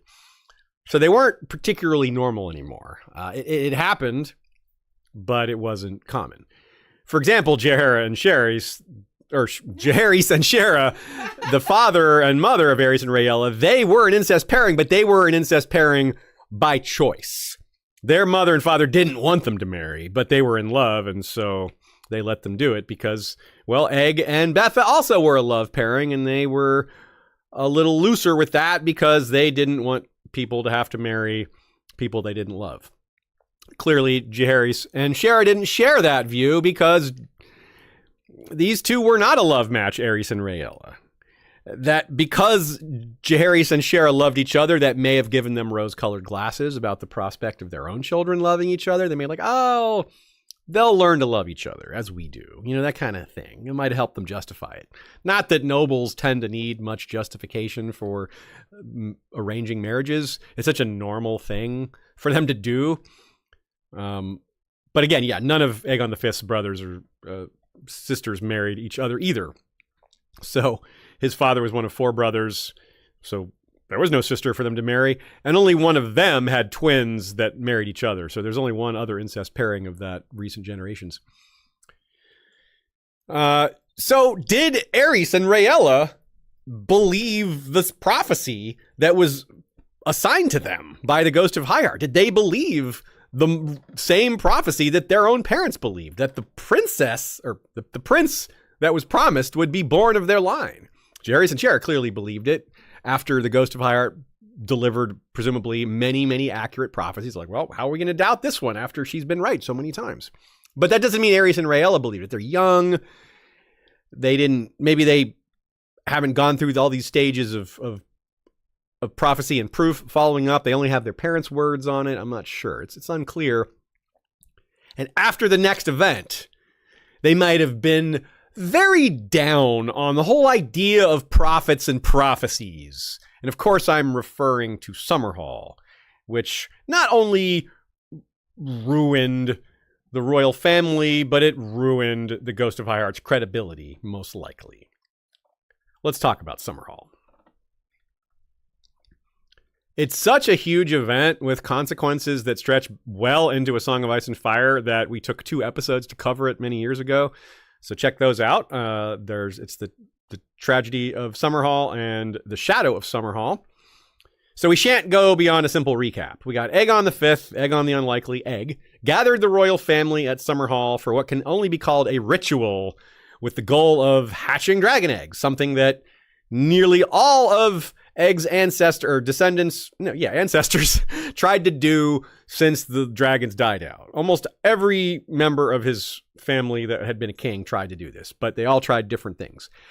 His method, for whatever reason, was wildfire and, well, we don't know what the other part was. We're just quite sure wildfire was involved somehow. But it back-wildfired horribly, and nearly everyone died. Aerys and Rhaella did not. They survived, but the stress of seeing their family die, burned to death in front of them, apparently caused Rhaella to go into labor. Not too premature, apparently. We don't hear about Rhaegar being born prematurely, but the timing is awfully suspicious. It seems like the stress caused it, but anyway, it wasn't too early. So Rhaegar was born at Summerhall as his family burned, right? What a way to come into the world. No wonder this kid was never very happy and saw the world in a very grim light, a very duty-filled and lack of joy type situation, like a world that didn't have a lot of savor, but a lot of work. So if she was at court when this happened, she would have definitely gone to Summerhall too, and she may have been all for it. She'd be like, yeah, my dreams, everything seems good. I've seen, maybe she was just prophecies a sword without a hilt. She might have been seeing Daenerys. She might have been seeing the wrong visions. She might have been seeing dragons emerge from this fire, but it wasn't this fire. It was a different fire. And even though we don't know the details, we can be pretty sure that she blames herself, at least in part, for it. For either not seeing it coming or for telling them it's going to work. Somewhere in between that. She has some sort of responsibility, some sort of culpability. And remember, she tells Arya that she gorged on grief at Summerhall. Just seeing everybody die is enough. She doesn't have to feel responsible for it, but I suspect very strongly she feels somewhat, if not entirely, responsible. And that makes sense that she would become a hermit afterwards. She may have already been one to begin with, and this was just kind of reverting to what she had been before being pulled into all this that eventually became a tragedy. But regardless, she lost everyone she loved and cared about. Again, we're back to the Mirri Maz Duur version of you're no longer living even though you're among the living.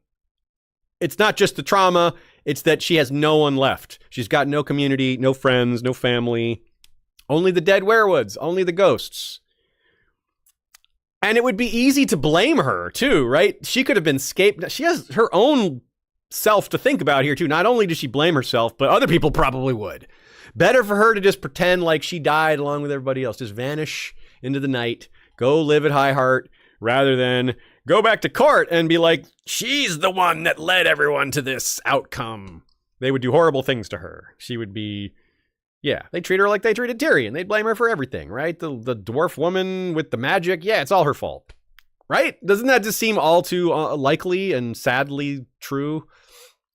So, yeah, again, better for her, for everyone to think she had died, which is still really tragic. Like, it's better for everyone to think you're dead, for you to be lonely for the rest of your life. Yes, it's better than being tortured to death or blamed for this or whatever.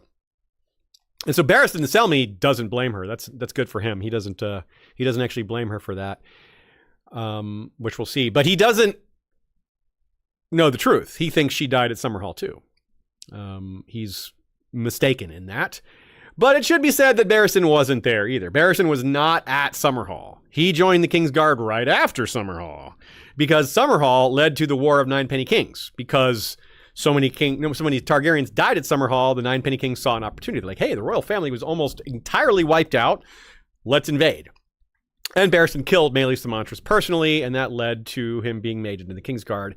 And of course, because of Summerhall, there were a lot of openings in the King's Guard. It wasn't just the royal family that died. Obviously, the King's Guard are going to try to save them, and most of them didn't work out. So this is why she lives amongst the trees that will take her when she dies. She's going to become one with those trees when she dies. But after Summerhall, she was ready. And it still hasn't happened. 40 more years have passed, and she's still lingering, still alive, still having these dreams. It's pretty sad.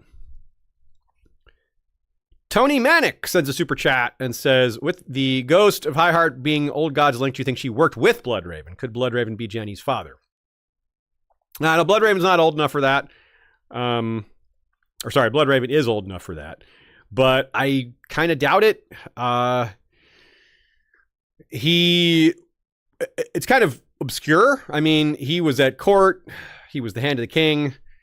And then he was sent to the wall when Jenny would have been really young. So it's technically possible.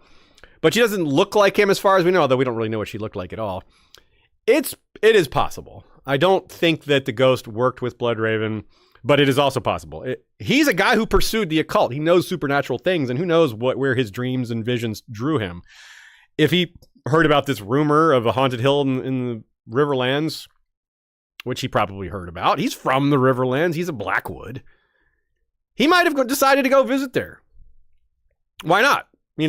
Check it out. And maybe she would have revealed herself to him. Maybe not. He's like, whoa, that guy looks like me. But I see into his soul, and I don't know if I want to be associated with this dude. He's a hardliner. He's a Targaryen. I don't know about that. So yeah, she may have just chosen not to reveal herself even if he showed up. It's an interesting thought for sure. Good question, Tony Manic. I like the angle there. Let's get into some of her actual known foretellings, the actual prophecies of the Ghost of High Heart. In this case, we're looking at specific wordings that she's given, because with Summerhall and the prince that was promised and all that stuff, we don't know actually what she said. We don't have her precise wording. But with the Arya chapters, with the Brotherhood Without Banners, we do. Here's the first one. Quote, I dreamt I saw a shadow with a burning heart butchering a golden stag. I dreamt of a man without a face waiting on a bridge that swayed and swung. On his shoulder perched a drowned crow with seaweed hanging from his wings. I dreamt of a roaring river and a woman that was a fish. Dead she drifted, with red tears on her cheeks. But when her eyes did open, oh, I woke from terror. All this I dreamt, and more. So these are pretty straightforward, I think. Melisandre's shadow Stannis baby assassin creature is, of course, the shadow butchering the golden stag, which is Renly. A man without a face waiting on a bridge that swayed and swung. Well, a man without a face is a faceless man. Waiting on a swaying bridge, a drowned crow with seaweed hanging from his wings. This is almost certainly Euron. It's really hard to come up with another candidate. Euron paid the faceless men to throw Balin from the rope bridge at Pike. He did fall from the rope bridge at Pike, and Euron sailed into port the same day. So that's, it's hard to argue with that one. The roaring river and a woman that was a fish with red tears on her cheeks, that's clearly Catelyn. A woman that's a fish, she's a Tully, a trout, right? The red tears on her cheeks is when she tore her own cheeks when she saw Robb die and all the other horrors of the Red Wedding. And then her eyes opened, though, because she was awoken as Lady Stoneheart. Now, I am a little curious about, though, why does that freak her out so much? Almost every vision the Ghost of Highheart delivers, so maybe this is a version of George giving us the answer before the question, because this is the first prophecy we see here. Why does this one freak her out? She's already met Beric, who is the same spirit that gets passed to Catelyn. It's literally the same life force. Beric passes himself on to Catelyn, and she rises. So that's interesting that it freaks her out. It might be the notion of the dead returning that she didn't really understand. But she calls Beric the Lord of Corpses. She knows what his deal is. Do you think the Ghost of Highheart do you think Catelyn will lead to the Ghost of Highheart's death? I don't know that Catelyn will lead to the Ghost of Highheart's death, but it's a great question whether they'll interact. So let's cover that now. I have that later, but there's no reason why we can't talk about it now. Okay. We know the Brotherhood Without Banners uses the Ghost of Highheart as a resource. They've been to her several times, both twice with Arya's chapters and countless other times without Arya. Now the Brotherhood Without Banners is run by Lady Stoneheart. Lady Stoneheart is looking for Arya. We know she's looking for Arya because they would have told her that they had encountered her. She knows now that Arya is alive, whereas before, Robb was trying to convince her that Arya is probably dead. She knows for a fact Arya was alive in the Riverlands with the group that she's now running. So she knows Arya's out there. Bring the Ghost of Highheart into this equation. She is running a group that knows there's a woman in the Riverlands that can find people. So put that together and Catelyn would be like, yeah, go there. I'll go. We'll go talk to her. And maybe she can tell us where Arya is. It adds up quite cleanly and neatly when you piece it together like that. So will that happen? It very well might. It may have already happened. She may have already sent people there or gone there herself to speak with the ghost. Would the ghost want to speak to her? And that's another question that we can't answer. We just don't know. So, but it's a compelling possibility. It's also possible that the Ghost of Highheart can't see things happening in Essos. She can only see within a certain range. You know what I mean? Like, is she really seeing kings dying all over the whole world? You know, it feels like there's a little bit of locality to her visions, and maybe Arya is just, she can't tell. She can't see that far away. So that's possible. Now, the Ghost of Highheart seems to have nicknames for everyone, which fits with her own lack of name, and she only has a nickname. And with her visions, because her visions are very symbolic. She sees sigils and houses in place of people, which is very common for prophecies in the entire world of A Song of Ice and Fire here. She sees things that associate them with those people. For example, Thoros to her is the Ember. Beric is the Lord of Corpses, as I said. And our next speaker is the Lemon. Quote, "Which bloody king is dead, crone?" Lem demanded. "The wet one. The Kraken King, my lords. I dreamt him dead, and he died, and the iron squids now turn on one another. Oh, and Lord Hoster Tully's died too, but you know that, don't you? In the Hall of Kings, the goat sits alone and fevered as the great dog descends on him." She really couldn't be any more direct than this, could she? She even mentions the Kingsmoot indirectly there. Says, yeah, now the iron squids now turn on each other. And then this is referring to her other previous prediction. This is a culmination of a prior prediction. In her first visit, she said, we already pointed that out, the Kraken King's dead. I dreamt him dead and he died. Like, right, the Faceless Men waiting on the bridge with the swaying back and forth and the crow and all that stuff. Yeah, this is the culmination of that. So they knew that. So this is proof. Hoster Tully, yeah, they do already know he's dead. That word had gotten around. It happened a while back, but clearly she dreamt of it anyway. The Hall of Kings is Harrenhal, where the goat is sitting alone as Vargo Hoat. And fevered. He has a fever because Brienne bit his ear off and it got infected. So yeah, specific details here. And yeah, the great dog is Gregor Clegane. Even Arya figures that one out. She's like, great dog? Is it Sandor or his brother? Yes, Arya, it is. And Gregor takes the castle and then does really horrible things to Vargo Hoat afterwards. Speaking of Lem, though, during their first visit, Lem Lemoncloak is like, he scoffs at the notion of these dreams. He's not a real believer in some of the stuff. He's kind of a cynic. And he mentions, I dreamt of a tavern wench that I kissed once last night, and she's like, and she snaps back at him. She's dead. Only worms may kiss her now. Like, whoa, geez. And Lem, she wanted a kiss from Lem. So it's like, maybe this is a little bit of like her being a little sarcastic or snarky because he thinks she's gross and she's just shooting back at him, Let's look at her next set of dreams, which, again, all about or associated with death. Quote. I dreamt a wolf howling in the rain, but no one heard his grief, the dwarf woman was saying. I dreamt such a clangor, I thought my head might burst, drums and horns and pipes and screams. But the saddest sound was the little bells. I dreamt of a maid at a feast with purple serpents in her hair, venom dripping from their fangs. And later I dreamt that maid again, slaying a savage giant in a castle built of snow. 3 parts to this one. The second 2 are both about the maid, who is very clearly Sansa, but the first is about the Red Wedding. A wolf howling alone in the rain is Grey Wind. No one heard his grief. He knew. He warned everyone, but no one picked up the warning. The clangor, of course, the horrible music, the non-musicians playing music, and the screams, of course, is all the dying and killing. And the saddest sound of the little bells is poor Jingle Bell, who Catelyn revenge kills.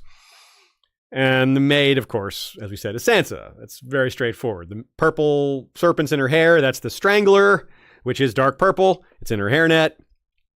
The second part is maybe straightforward. We've probably seen it already. Slaying a savage giant in a castle built of snow. We probably have seen that. Here we go. Remember, Sansa builds Winterfell, a version of Winterfell, out of snow. It's a snow castle. But then, quote, The great castle of the north. It's not so great. The boy knelt before the gatehouse. Look, here comes a giant to knock it down. He stood his doll in the snow and moved it jerkily. Tromp, tromp, I'm a giant, he chanted. Ho, ho, ho, open your gates or I'll mash 'em and smash 'em. Swinging the doll by the legs, he knocked the top off one gatehouse tower and then the other. It was more than Sansa could stand. Robert, stop that! Instead, he swung the doll again, and a foot of wall exploded. She grabbed for his hand, but she caught the doll instead. There was a loud, ripping sound as the thin cloth tore. Suddenly, she had the doll's head, Robert had the legs and body, and the rag and sawdust stuffing was spilling in the snow. Lord Robert's mouth trembled. You killed him! He wailed.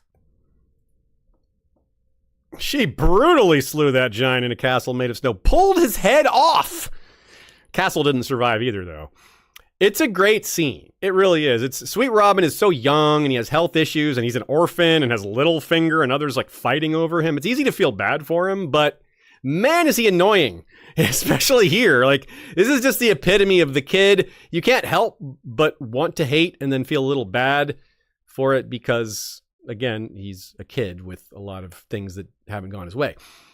But the point remains. That's why it's a great scene, because you feel conflicted, or at least I do, right?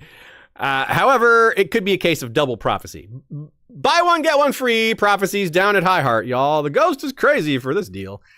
Actually, she gives them like a dozen prophecies for the price of a song and some wine, which is really cheap, you know. Location, not so accessible, though. You got to go a long way to get those cheap deals. Meaning, what I mean by that is Sansa could also slay a giant at Winterfell itself, right? Like, and what giant could I mean? No, not one or some undead giant. I mean Littlefinger. Wait, what is he? How is Littlefinger a giant? He's literally little. It's in his name, and he's also actually small. And his sigil's a mockingbird too, right? Well, his personal sigil is, but his family sigil is the Titan's head. A head that just got pulled off that giant, mind you. And a Titan is pretty much a giant. It's pretty much the same thing. Not identical, but for our purposes, it's close enough. So yeah, Sansa very likely responsible for Littlefinger's death at Winterfell later in the story. And that could be interpreted similarly here. So again, that's why I say maybe this is a buy one, get one free type prophecy where it's a double meaning going on. We'll have to wait and see, though.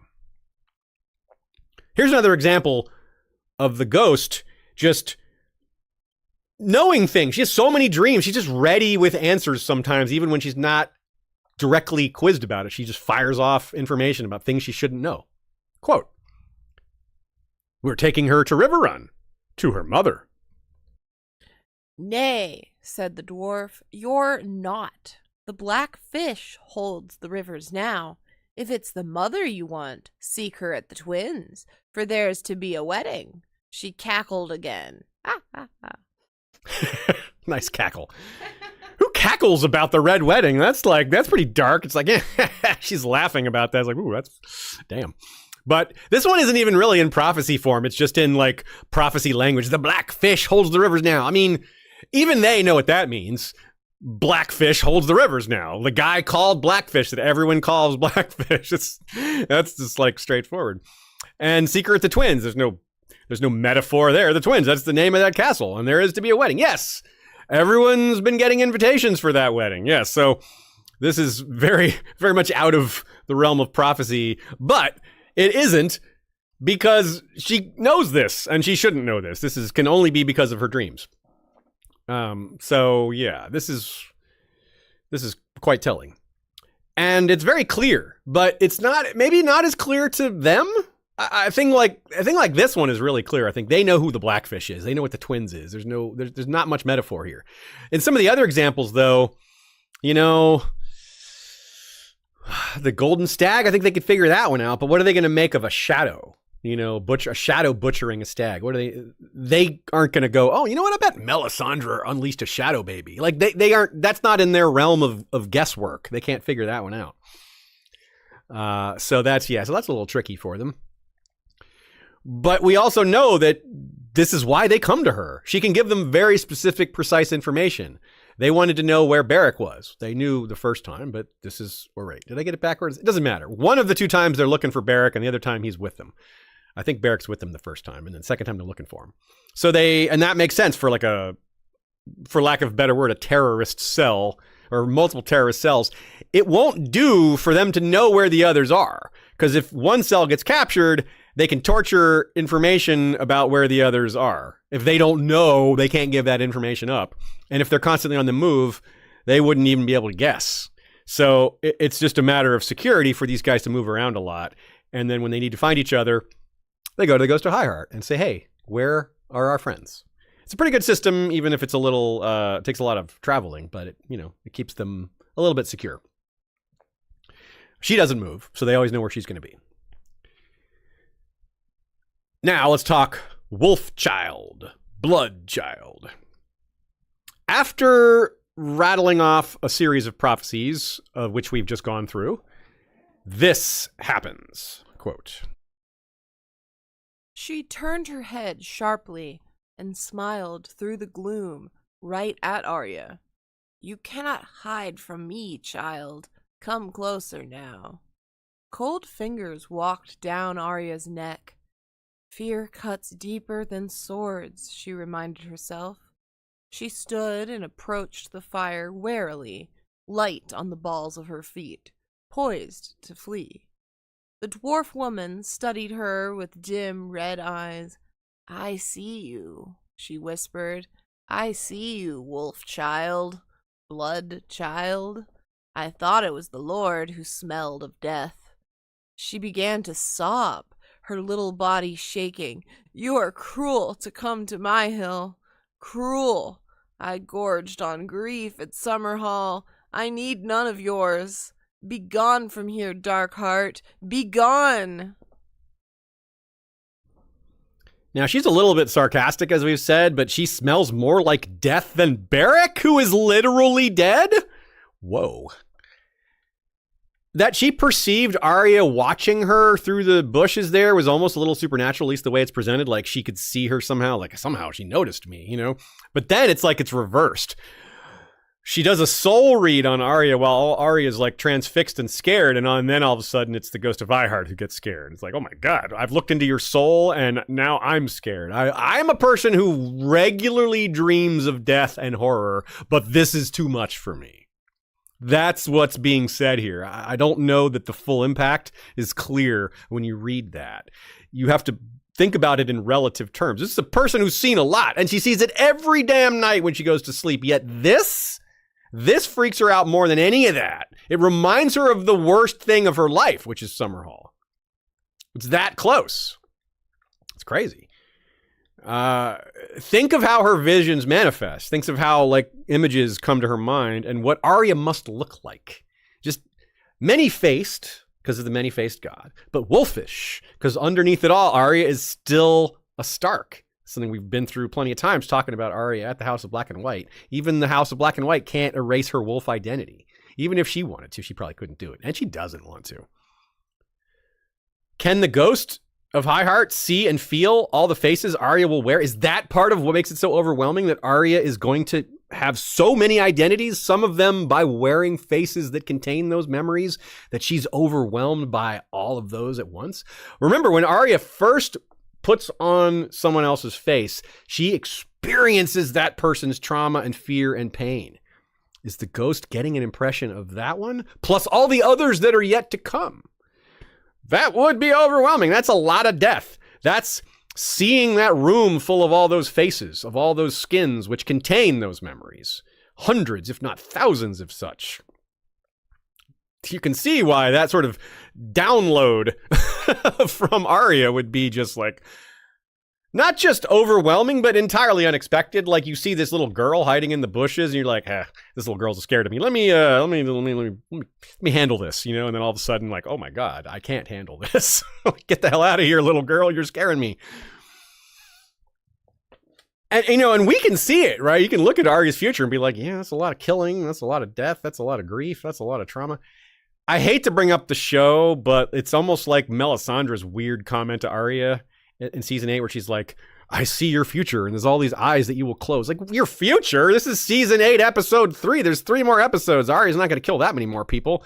Is she going to kill people when she sails west to some other new continent? She's doing all that just so she can kill all those people?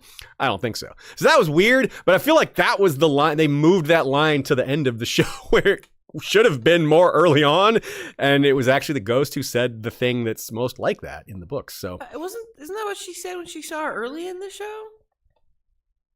Did Melisandre interact with her like way earlier than when she went to get Gendry or whatever? Oh, is that when she said that? I thought so. Maybe she's followed it up when they met at Winterfell. Maybe she followed it up, but I thought she said it earlier. Okay, well that makes sense. That's fitting because, and I'm pretty sure that was the ghost's line that they were giving her there because it was very. And she was interacting with Arya roughly when the ghost would have interacted with her otherwise. Yeah. Okay, I think you nailed it there. That's a good one. But we haven't even mentioned Arya's list. Or the general worship. We talked about the cult, the fact that the Faceless Men exist, and that she's maybe seeing images of that, and the ideas of all those faces in the room with the skins. But there's also just the fact that they have all the other gods, all the other death gods that are represented there, the stranger and the black goat and all these other things. Is she seeing that too, and all the death associated with all these death gods? It really like fire hose of death imagery might be selling it short here. Hard to argue, though, with it just being a lot of death, though. Whatever it is that freaks her out, it's related to death and dying, and it's too much of it, though, which is, again, she's used to it. She sees death every night in her dreams. So the fact that this freaks her out is just, whew. Let's take one more look back, though. The one big prophecy that she's responsible for, we talked about the prince that was promised in the context of the past. We talked about it in context of Rhaegar and Aegon the Unlikely and Summerhall. But let's talk about it in the context of the current story of A Song of Ice and Fire and how people talk about it now. Obviously, the Ghost of Highheart is not the originator of the prince that was promised prophecy, but her take on it, of all the takes on it, might be the one that makes the most difference within the story. It comes up now via someone who was alive then. As I said before, this person, Barristan Selmy, wasn't at Summerhall, but he was alive when it happened. So he does have interesting insight here. And he starts off by telling Dany her parents were not a love match. Quote, Why did they wed if they did not love each other? Your grandsire commanded it. A woods witch had told him that the prince was promised. A woods witch told him that the prince that was promised would be born of their line. A woods witch? Dany was astonished. She came to court with Jenny of Oldstones, a stunted thing, grotesque to look upon. A dwarf, most people said, though dear to Lady Jenny, who always claimed that she was one of the children of the forest.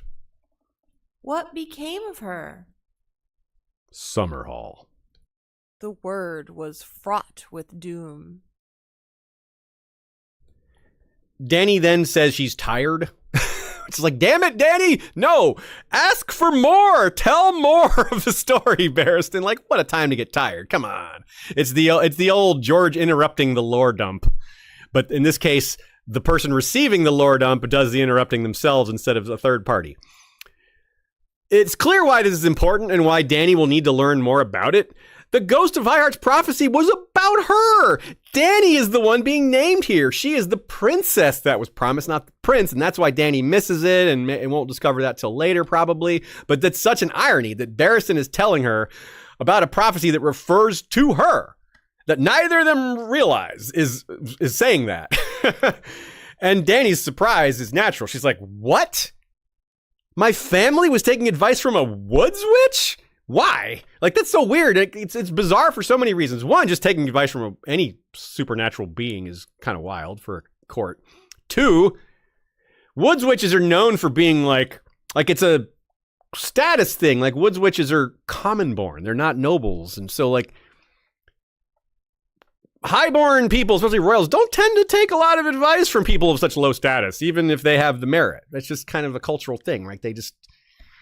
You don't listen to other people who are beneath you by that far of a station. It's stupid. It's a bad way to operate, but we know that this is the case because someone like Stannis, who breaks the mold in that case, it really stands out.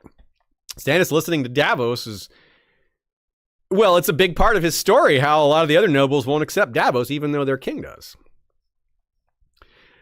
And Dany's being surprised about all this is perhaps not stranger than what Rhaegar believed in. Because Rhaegar did get farther than this and believed that he was the prince that was promised for a while. And then he passed that belief on. He was like, oh, well, actually, it's my kid. He was still wrong, but he was getting close. So you wonder if Rhaegar ever met the Ghost of Highheart. And I think no. He probably didn't learn anything directly from her. Remember that Rhaegar's like turning point, his big like light switch moment, his light bulb moment coming on in his head was because of a book. He found a book at the Red Keep's library that seems I must be a warrior. There wasn't some encounter with some dwarf woman, some woods witch that we hear of. Now, Rhaegar liked to go play his harp at the ruins of Summerhall, and there's some theories that maybe he could have encountered her there, that maybe she'd return to the ruins just to be there. But I kind of doubt that. She probably wants nothing to do with it. She probably wants nothing to do with those ruins. It's probably just terrible to think about. And she's an old woman with a cane. Like, she really going to walk all that way now? It's pretty far to travel. So I don't know. I kind of doubt that. But it's not something we can close the book on and say it's impossible, for sure. It's possible that maybe Rhaegar was there and he was playing some songs and she approached him and was like, wow, you're the one that was born there. And Yeah, it would be quite a conversation they would have had, but I'm a little dubious that it could have happened. Our final section is, will we see her again? And other questions. From a world building and just general curiosity perspective, it would be interesting to know what her other dreams have been. Like, what dreams is she having lately as of at the end of A Dance with Dragons, the beginning of The Winds of Winter? What's going on with her? Especially given that magic in the world is changing. It's like, it's on the upswing, right? We've seen the comet. We've seen the Corrin saying the trees have eyes again. You know, dragons are born again. The walkers are walking. I think calling it a new age of heroes is something we've done before, and I think that's a great way to explain it. I'm not sure there's a narrative purpose to her appearing again, but you can see why there might be, because might need to find someone. Again, we talked about Stoneheart, why Stoneheart might go there and ask questions through her subordinates, but that would be off page. We wouldn't see that. That would be something we learn about later. So it could happen, but not something that we see. Maybe Arya wants to go back, though. Maybe Arya wants to return to her to find somebody, or to ask her, why did my future look so dark? What's up with that? Or to kill her, to give her the gift of mercy. What if Arya is like that? She's like, yeah, this woman clearly wanted to die. Hey, I'll give it to her. I'll give her that rest. It's dark. It's creepy. But that might be the kind of thing that Arya sees as her duty, as ending the suffering of people. That's what she's being taught, that life is suffering. It's hard for her to argue with that, given how her life has been, given what the Ghost of Highheart said her life was like. Everything Arya knows about the Ghost of Highheart is she's a traumatized woman that's ready to die. You can see why someone might want to give the gift of mercy to that. I might be very misguided. I would say that's misguided. But my opinion doesn't matter here. It's in terms of what's going to happen. And has she dreamt of Daenerys? Has she seen that in her dreams? Has she seen Daenerys? Has she seen the rebirth of the dragons? Has she seen what Melisandre has yet to see? Does she know that she was right, even though the process was fraught with mistakes and misreads? She still saw the truth, even if it wasn't quite in the manner she thought, or if she didn't peg the timeline right. She still saw it. Would that make her more bitter if she knew that she had been right? What good is being right when the truth is so terrible? Again, maybe it's just better to not know in the first place. And that's another lesson of the Ghost of Highheart. The idea that ignorance is bliss, that prophecy is a sword without a hilt. You're better off not knowing. You're better off not wielding it. Our trivia question today was, which major character is reported to actually be the Ghost of Highheart? The answer is Tyrion. Remember that rumor that Cersei heard that she was skeptical of, rightfully so, that Tyrion became a hermit living in the Riverlands on Haunted Hill. Yeah. No, that's the Ghost of Highheart, not Tyrion. It'd be funny if Tyrion himself went to go visit her and say, hey, I heard about you. Someone thought you were me. Where's Tysha? That's why Tyrion would go to her, to find Tysha. And that, my friends, is something I didn't have in my notes that I just realized here at the end.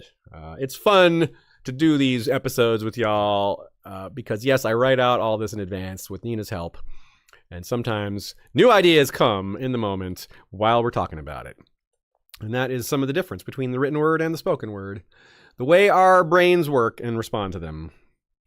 Folks, if you are a regular listener, if you regularly get this deep into our episodes, if you listen to us a lot, consider joining us on Patreon. It's a good way to show appreciation for all the time that you spend with us and to help, make our lives a little easier. This is a great job to have, but it isn't the most lucrative job ever. So we definitely rely on your support. Our sponsors are iffy, inconsistent, and our biggest part of our income is you all. So if you want to sign up and become a supporter, well, it isn't just you giving and getting nothing in return. We also have bonuses like extra episodes. We have quite a few of those in our bonus catalog, but also participation in events like Topics Moot, where you choose future episodes, help steer the course of the future of this podcast.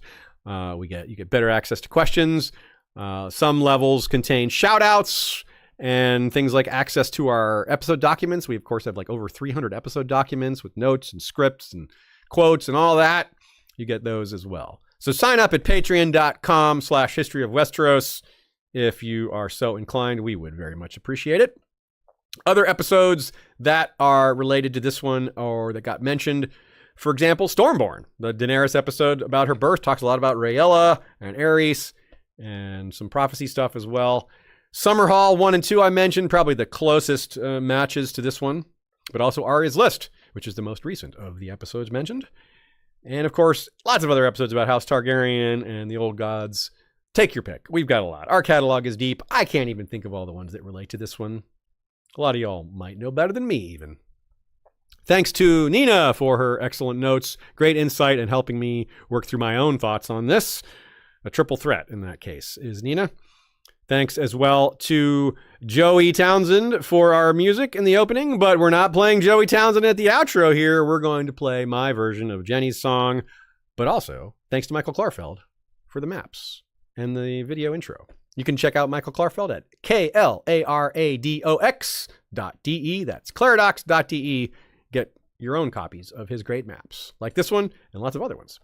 And until next time, you know what to do. Valar, reread us and enjoy the song.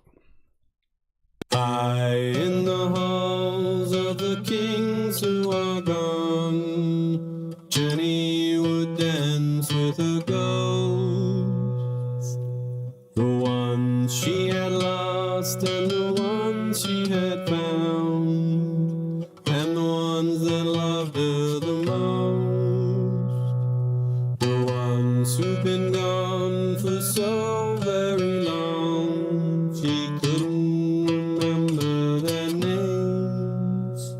They spun her around on the damp old stones, spun away all her sorrow and pain, and she never wanted to leave,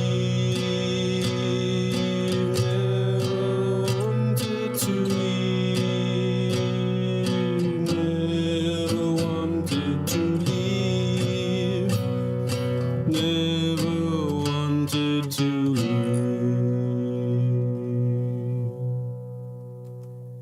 They danced through the day and into the night, through the snow that swept through the hall, from winter to summer, then winter again, till the walls did crumble